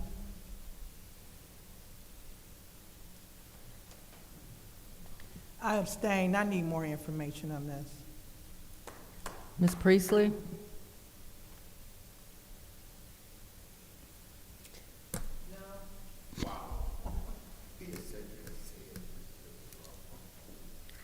Ms. Winfrey Carter is not in. Ms. Burns? Yes. Ms. Mashat? Yes. Mr. Pfeiffer? Yes. Mr. Jarrett is not in. Mr. Alamin? The vote is 4 yes, 2 no, The 1 vote- abstention. The vote is 4 yes, 2 no, 1 abstention. So that motion fails, so we're gonna go back to our original motion to send to council. Is there discussion? In the first round, Councilman Pfeiffer has already had his Madam discussion. Chair. Councilwoman in the 6th Ward, go ahead. Thank you. To you, to Mr. Smith. I know it's going to take him a second. Mr. Smith, can you come back? I'm sorry you had to go back down, but while he's coming down, I did have a question to the city attorney in regards to the ambiguous language that we do have here, and is it, and it'll give you time to probably look it up, it says elected, it doesn't state specific to city council. So would that include school board members, any judges that were elected to the city of Flint, my board, and where would be the limit? Thank you, Mr. Smith. So with the HR department, we don't use the HR department, am I correct? That is correct. So we are not city employees, we are elected officials. Correct. Okay, I just wanted to put that on the record, thank you. And through you, Madam Chair, to the city attorney, Attorney Sparrow, with that question, I mean, I think we have a lot of, some drugs that they don't even know, are they synthetic, that there's a drug that's being sold at gas stations and party stores that's mimicking other drugs like it is a illegal or a different substance. So I don't know where first responders, but I would not want a first responder being under the influence of probably anything because they're driving a vehicle. We don't have city vehicles.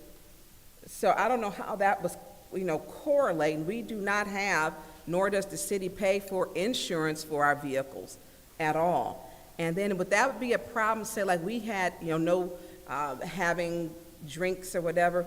When we're at conferences, they have, when you get there, you get drink tickets, literally. So I don't know how I think this is over policing.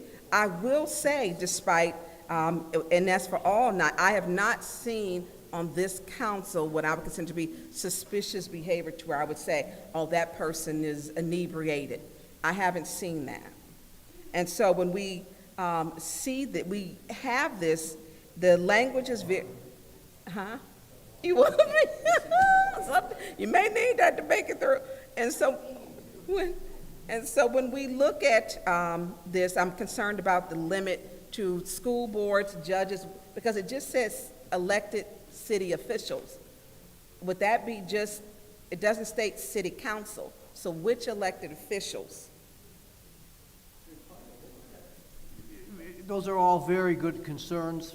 Again, just in a facial reading, I think this would only apply to officials of the city of Flint. So for instance, just because an official is in the city of Flint doesn't mean it would apply. It certainly wouldn't apply to judges in this city or members of elected officials who are not actually officials of this entity, the city of Flint. Okay, and what would be the penalty? So if we're taking drug tests, where is there a penalty? What is the penalty for if you have something? And most opioids, or say if someone had back surgery, it's expected they're going to get some type of or some drug that is monitored by the federal government for relief of pain, which then we would come into HIPAA, which they have privacy that we're not entitled to. So we're then getting some health history of some people that we're not entitled to underneath suspicious behavior. Yeah, I agree there are numerous problems with this proposed ordinance. Okay, thank you. I yield the floor. Is there anyone else in the first round of discussion? Councilwoman in the 4th Ward. So one of my concerns about this, and I had discussion with a colleague earlier in the day about this proposed legislation. That's why I didn't want to vote to postpone it indefinitely right away, because I wanted to bring this out, is that we're elected officials. The only people who really can do anything if we do something illegally is the voters. So there is no teeth to this. We're just saying, oh, you can be tested. So what happens when you're tested? It goes up public, and it creates, your political enemies can use it, and it just becomes a hack against you. For information. You said request? Yes. What's your request? Even if we are tested, they can't release it because it would be HIPAA violation, even. That's true, too. So what's the point? That's true, too. So, and I voted against, this is not the first time we've seen this legislation, and I voted against it before. And I have serious concerns about it, but I wanted to bring out that fact in the discussion before I voted to postpone it indefinitely. Thank you. Thank you. Is there anybody else in the first round of discussion? I have some concerns. So you said that. Would you like the floor? They wouldn't be able to. It's a HIPAA violation. I'm sorry. Why would it be a HIPAA violation?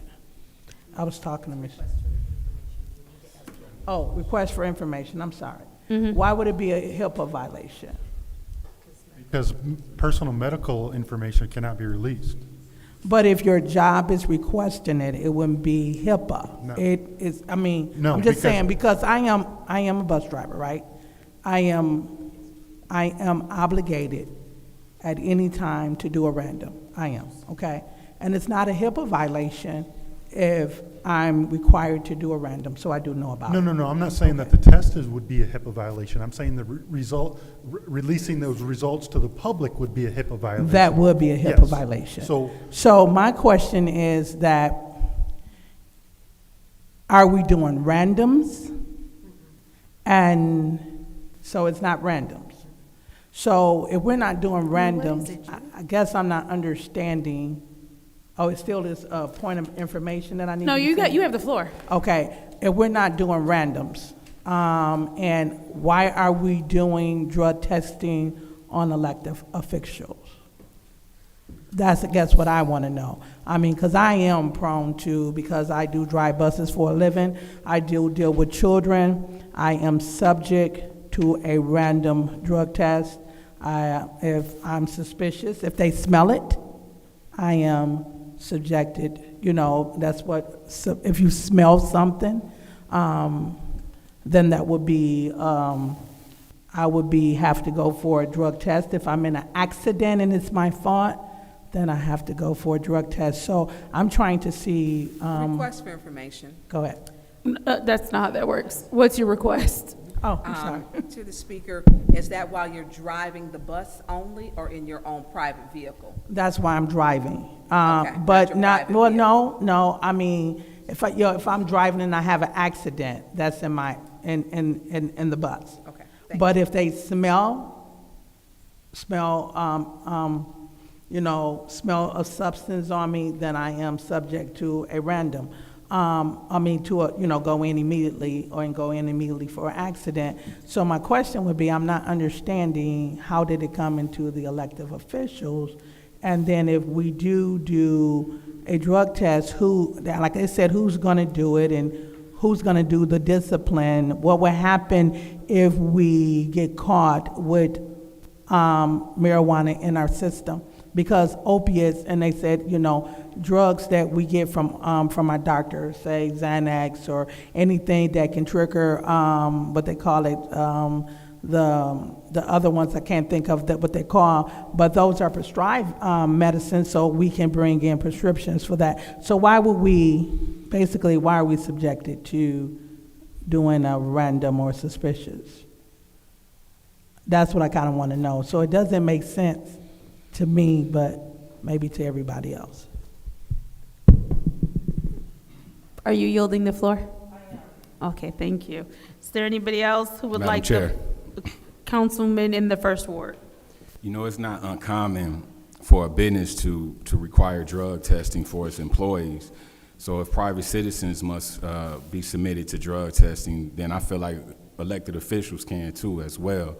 Now, it's not a perfect doctrine, or ordinance, excuse me. It's a few things that maybe need to be added in here, especially about like the penalties and who will do the drug testing and things like that. But I think that our residents would like to know that their elected officials are not impaired and that they're bringing their A game when it comes to voting on resolutions that we dealing with millions and millions of dollars and things like that and so forth. And then some of our employees already get screened and drug tested, so I feel like it should just be even across the board, or nobody should get drug tested. Thank you. Thank you. Is there anybody else in the first round of discussion? Madam Chair. Councilwoman in the second ward, you have the floor. Thank you. So my colleagues did raise some great points. Councilwoman in the third ward, so C did, and thank you so much, Councilman Elamine, because again, this may not be a perfect document, but it's definitely a necessary document. Part C stated that the city of Flint, the elected officials of the city of Flint are subject to any randomized or suspicion-based drug testing. So that's saying that they will be random. And so I understand adding appointed officials as well, because at the end of the day, you are representing the city. I heard my colleagues make mention of, we don't drive city vehicles. You are absolutely right. But we pass the monies necessary to drive city vehicles.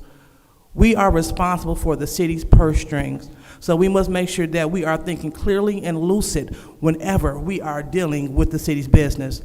The residents, they elected us for a reason. They elected us because they had trust in us that we will serve them and that we will be coherent and that we will be, as I say, free from illegal drugs as we have our meetings.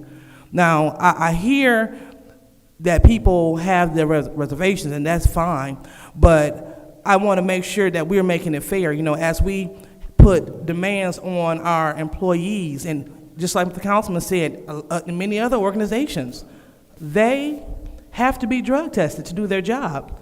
So why is it fair for the employees to be drug tested, but not the people that pass the millions of dollars that govern these employees? It doesn't make sense. I don't understand why we are fighting so hard when we had our councilwoman in the 6th Ward last meeting state, drug test me, I don't care.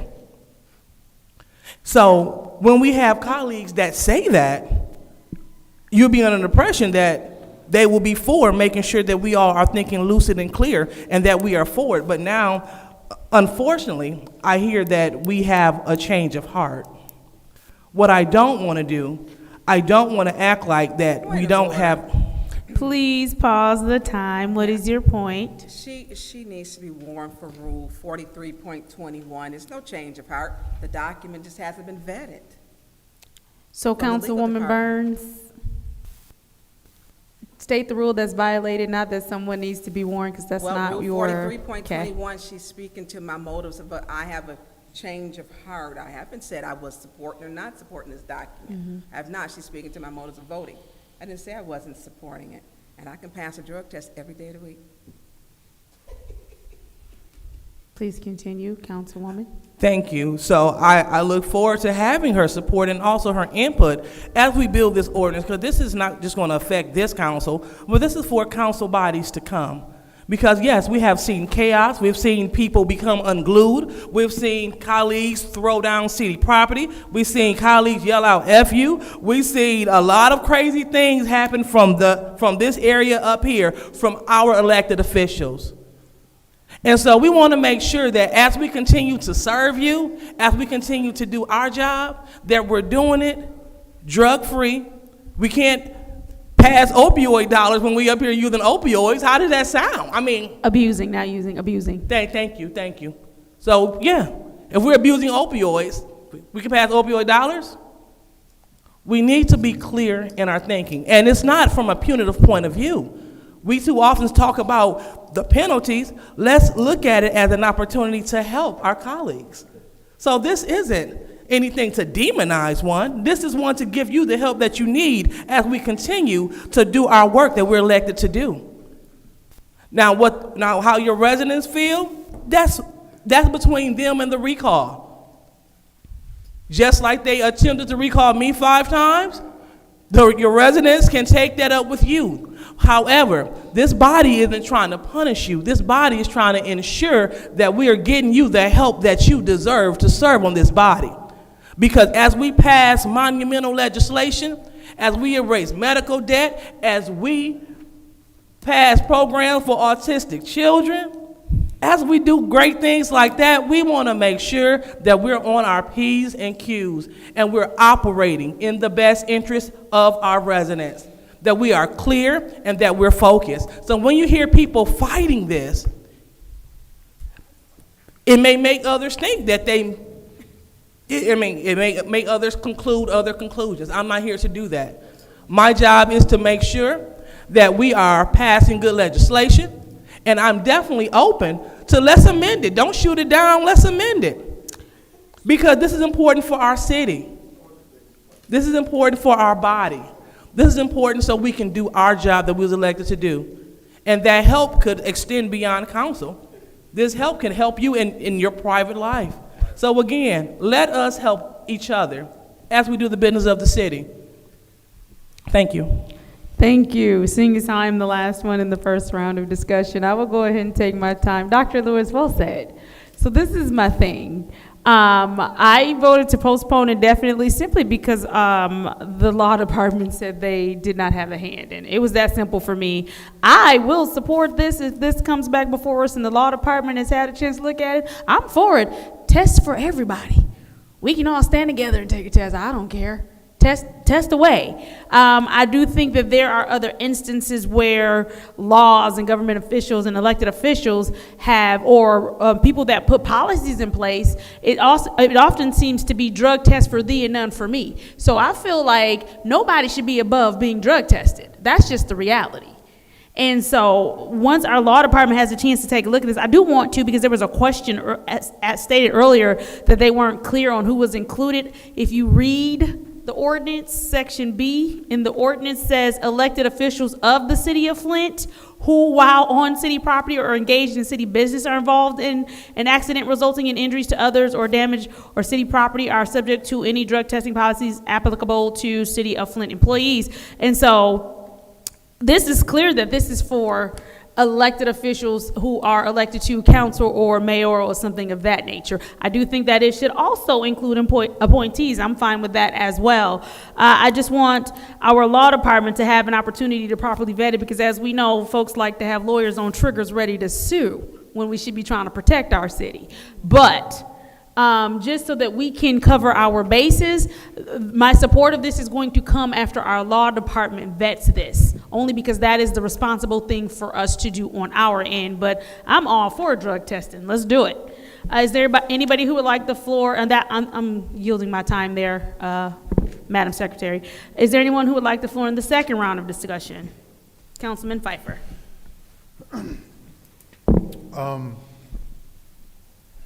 What do I say? So I disagree and agree in part, meaning, like, if you're doing drugs, I don't want you next to me. I don't want you putting city business or city money if you're not the correct state of mind. 100% agree with that. I disagree with how this would be administered. And people giving up their rights, because the administration, I mean, they, through all the departments, they are the ones that enforce ordinances. So the administration having this in their back pocket to weaponize against individuals that they don't like. This is a 100% weaponization of, oh, you've been randomized, or, oh, there was a suspicion report, here you go again. Like, this is a weaponization of it, because how does the policy, I just want to know how the policy is going to be administered, because we're going to hire somebody out and then they're going to take suspicion reports and they're going to do randomization. It's nonsense. there are laws in place, and there's a reason why there's no municipality in the state of Michigan where elected officials get drug tested, because there are laws that say that people can be removed if they're whatever those qualifications are for the governor to remove them, or by recall.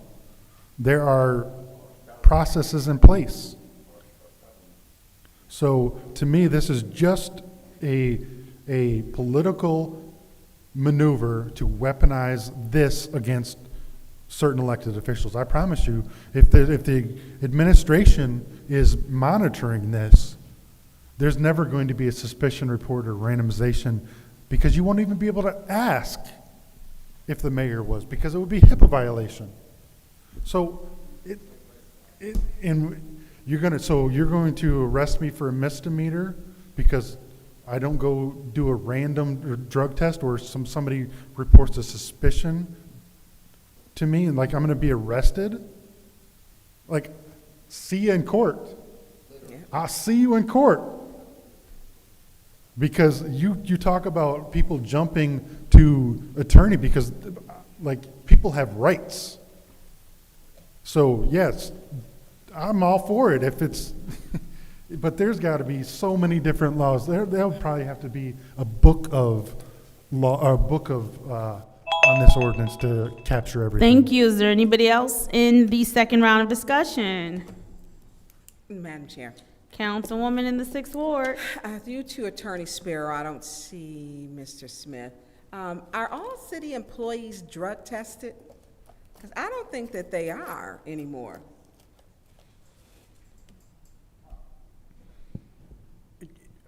I do not know the answer to that question. Yeah. I don't think that they are, because when I worked for the city, I didn't have to take a drug test, and it had stopped. Yeah, but you know what? It's just, I'm going to be nice to you because she's over there talking. So here's the issue where it will be, I don't even have time, because here's the thing, and I agree with you, Councilman Pfeiffer, that it will be randomized. All people don't, all departments don't have drug tests. And so if we're going to have it, it has to be, if it's everyone, but it's a constitutional right, where it came in some issues when I spoke with my attorney. Because one of the issues when I had to go to court, because on a personal protection order, Councilman Leon L. Alameen stated I was a known alcoholic and cocaine abuser. Never used cocaine, never used crack, never smoked crack cocaine, or I don't even smoke weed.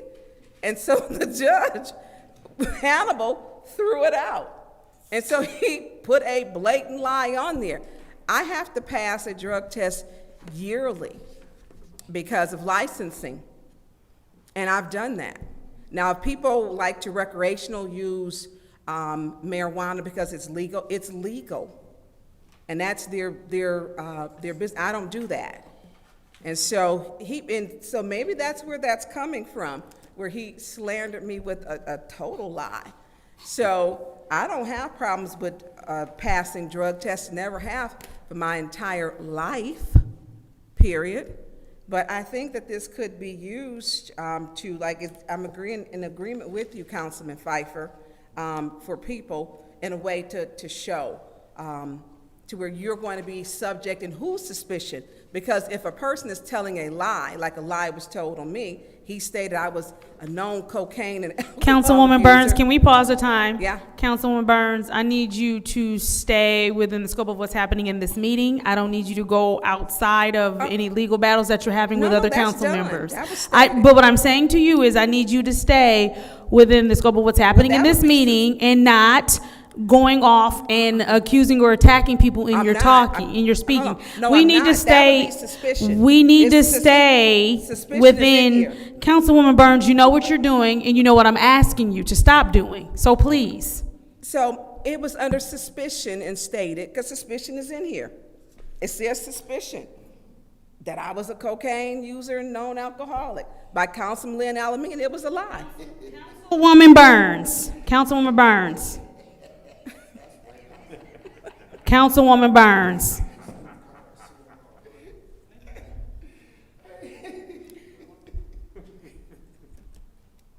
You know what you're stating, and you know what you were just asked. So either you are going to go ahead and yield the last 27 seconds, or you're going to take your 27 seconds and just continue with your reasoning. Okay, let me finish, because we talked about suspicion, and what you're doing is limiting my freedom of speech. And I'm not limiting your freedom of speech, Councilwoman suspicion Burns. would be, and that's an actual fact. It's not something that's hypothetical. That happened. It wasn't hypothetical. So what I'm saying, when we talk about suspicion, and we have to address, and it's not defined in our charter what suspicion is. It's not defined as to what it is, but I yield. Thank you. Is there anyone else who wishes to speak in the second round of discussion? Madam Chair. Councilwoman in the second ward. Thank you. And I just want to, apologize on behalf of the councilwoman in the 6th ward who just can't be brought to order. And that behavior is kind of erratic. And, some people may think that that behavior may be influenced by illegal substances. As we sit up here. Point of order. You need to warn her. Please pause the time. I believe you had a point of order, So, Mr. Pfeiffer. We just went through the same thing about the whole arsonist thing. She is insinuating that Councilwoman Burns is on drugs. 100%. No. Yeah. 100%. That's not what I said. Yeah, you are. I will restate what I said. I said the fact that she speaks out of turn and stuff, and her erratic behavior may lead one to believe that. That's exactly what I said. That's what I said. And so again, while I have the floor, and she continues to yell out, that's what I'm talking about. Can we pause the time? I actually needed to go back to 234. I needed to go back to 234. Councilman Pfeiffer, wrap up your point. That you wrapped it up? We took the floor away from her for that alleged insinuation, but the insinuation of Councilwoman Burns on drugs needs the same thing needs to happen. I understand. So the difference is Councilwoman Burns opened the door and wouldn't close it when I asked her to. When she talked about Councilman Alameda, I didn't take her time. I let her keep it. I said to her several times, can you stop talking about outside insinuations? I'm talking about just now. I'm talking about the That arsonist thing. yeah, You took- that was another time. But what I'm saying to you right now is I literally just let her keep talking. After I was telling her to close the door, she wouldn't close the door. I asked her to stop talking about an outside case where she had an accusation, and she wanted to keep saying, well, it's suspicion, it's suspicion. I asked her to stop going down that road. I asked her to stop.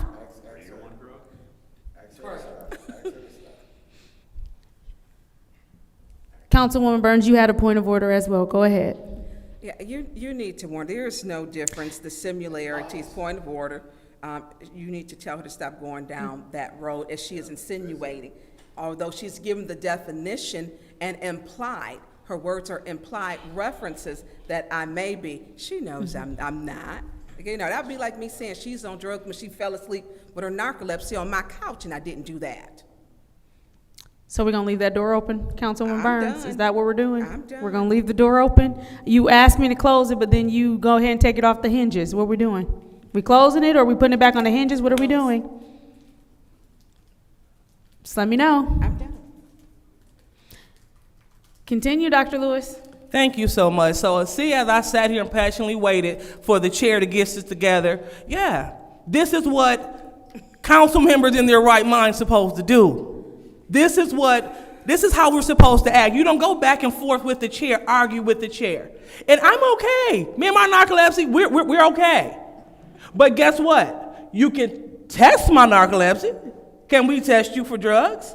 And so yes, I would love to bring this back. And I got good veins. Whoa. Come on, we're not doing back and forth. The council rules state, pause the time. Please take it back to 2:20 and pause the time.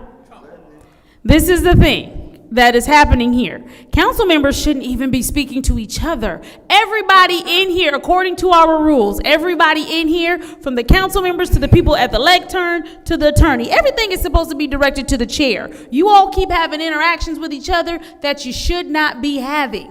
Stop the interactions with each other. The rules state that it is supposed to be directed to the chair.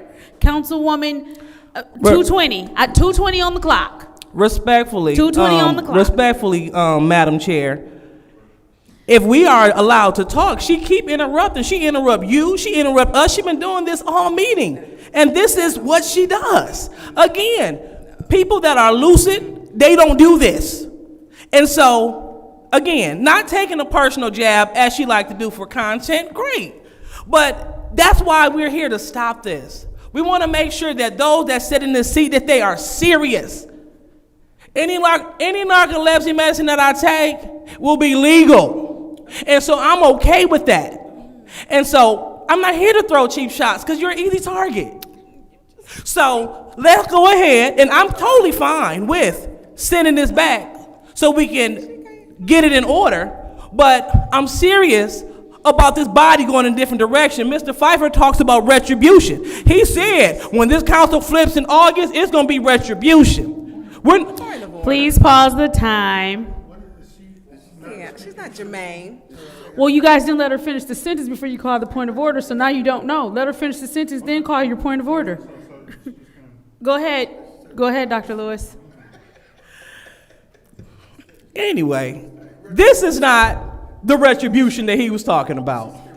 We're not trying to get retribution on anyone. What we're trying to do is move this body in a positive direction. We're trying to move this body to conduct the business of the city. That's what our late councilman advocated for weekly as he came to meeting before he passed.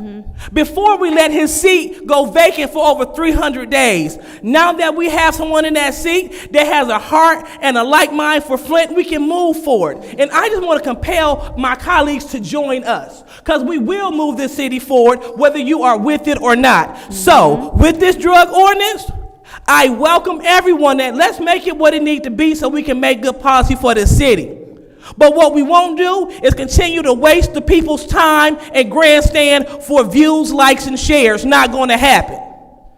So I appreciate my colleagues for chiming in. I will take this with me as I work with the attorney to beef this up, to give the residents the drug policy that they deserve as we move this city forward. Now, I don't know where people are going to be at the end of this term, but I guarantee you we're going to make these chambers a place where the people want to come back for their democracy. Thank you, Madam Chair. Thank you. Is there anyone else who would like the floor? Did the clock go? Oh, is there anyone else who would like the floor in the second round of discussion? Councilman in the first ward. Through the attorney. I have a question. So just say if this did pass to go to council, in the period of time of us having the opportunity to look at it and you guys take a look at it, could the amendments and suggestions that people have made today be done, and if it was brought in front of council with those amendments made to it?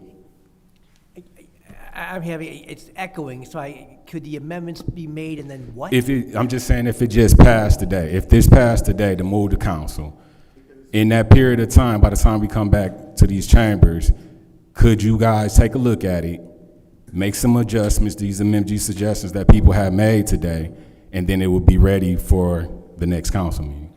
Now, the next council meeting's too soon. This is a fairly complicated issue. There's several constitutional issues here. I think the law department would need at least 30 days, at least, yep. Okay, thank you. Are you yielding the floor? Okay, is there anyone else in the second round of discussion?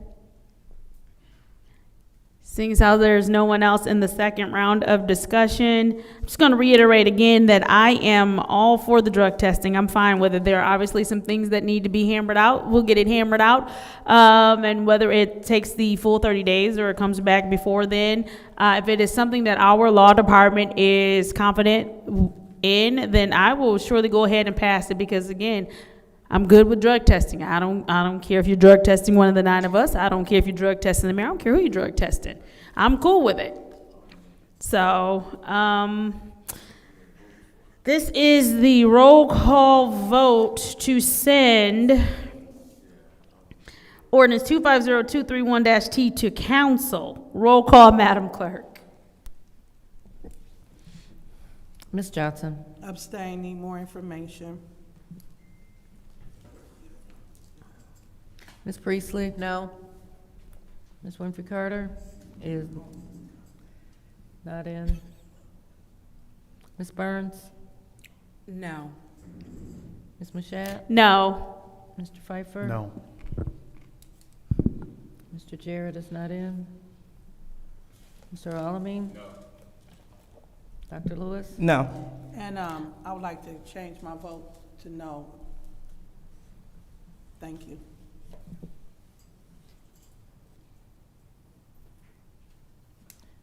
The vote is 0 yes, 7 no. Look at that agreement. The vote is 0 yes, 7 no. Madam Chair, motion to adjourn. There's been a motion to adjourn by the councilman in the 8th Ward, supported by the councilwoman in the 4th Ward. Roll call, Madam Clerk. Ms. Priestley? Yes. Ms. Winfrey Carter is not in. Ms. Burns? Yes. Ms. Mashat? Yes. Mr. Pfeiffer? Mr. Jarrett is not in. Mr. Alamin? Yes. Dr. Lewis? Yes. Ms. Johnson? Yes. The vote is 7 yes, 0 no. The vote is 7 yes, 0 no. The time is 8:52 p.m. on Wednesday, October 8th. I hereby adjourn the Legislative Committee. Is that it? Nope, one more. Oh, it's something on the next one? What's on the next one? What's on the next one, sir? Ordinance Why is the ordinance on this one? But oh wait, it can't be an ordinance. yeah, I'm on the wrong page. Recognition, family court awareness, or family court awareness month. Family court awareness. Awareness month. For the month of Oh, they November. looking too good right there. Hey, you know what's on the next? Well, you know, What? October is the domestic violence month, right? What? Family awareness. Oh.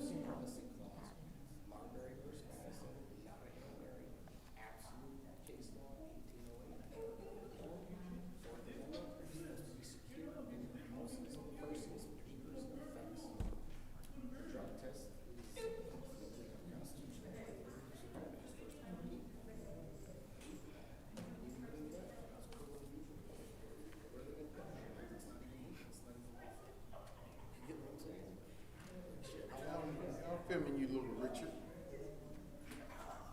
Yeah, I got you, little Richard. Where the guitar at? Go get us some damn corn feed, some deer feed. Oh, look at the moose. Oh, we got a runaway moose out here. Hey, we be having some extra apples and potatoes. You gotta get home for that tether.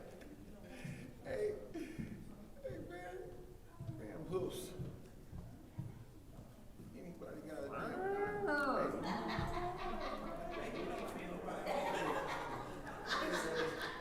Hey, what you call that? Hey, what you call that damn thing? When they put the horseshoes on that big ass. Look at the big ass. Look at that big ass damn neck, man.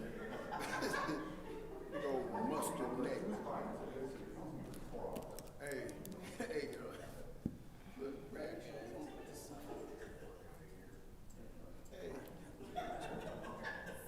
Hey, we all need to bring some damn apples up here, man. And then she gonna have a damn Halloween trail, man. But not put no hair on that motherfucker. You put some hair around her big ass. That is just so immature. That is really silly, Dale, seriously. Now, what'd you say? But be woman enough to say that to me is what you need to do. You really do. You need to, yeah, she needs to stop. But listen, I haven't said anything.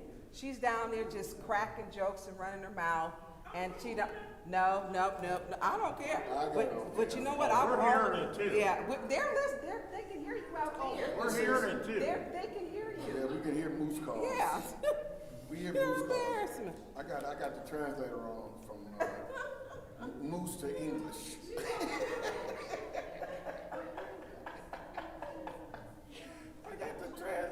I got the translator on, man, from moose to English.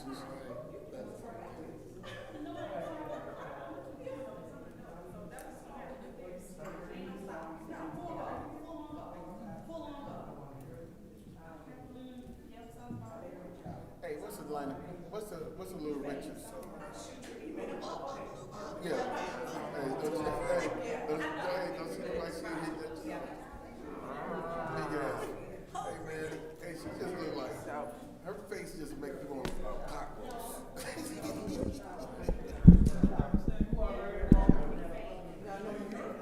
Her face. You mad because I won't fix your bed.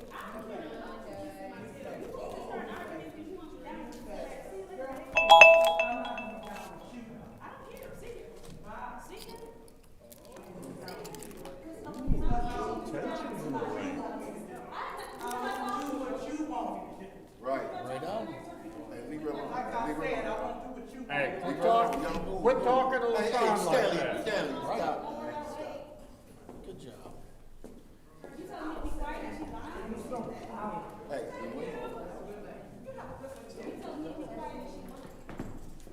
all right, y'all. Hey, we translated English. We translated moose English. Hey, see y'all later. We gonna see what happens from this. Everybody just leave it alone. Don't go right to it. Just shut up.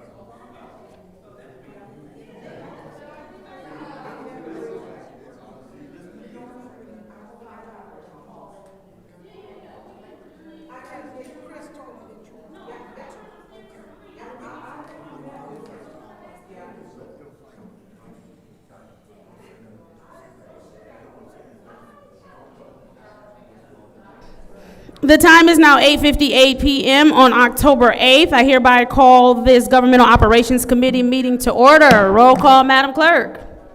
Okay, Mr. Alamin is not in. Dr. Lewis? Present. Ms. Johnson is not in. Ms. Priestley? Ms. Winfrey Carter is not in. Ms. Burns is not in. Ms. Mushat? Present. Mr. Pfeiffer is not in. Mr. Jarrett is not in. You have 3 members present. We have 3 members present. Due to a lack of quorum, it is 8:59 p.m. This Government Operations Committee meeting is now adjourned.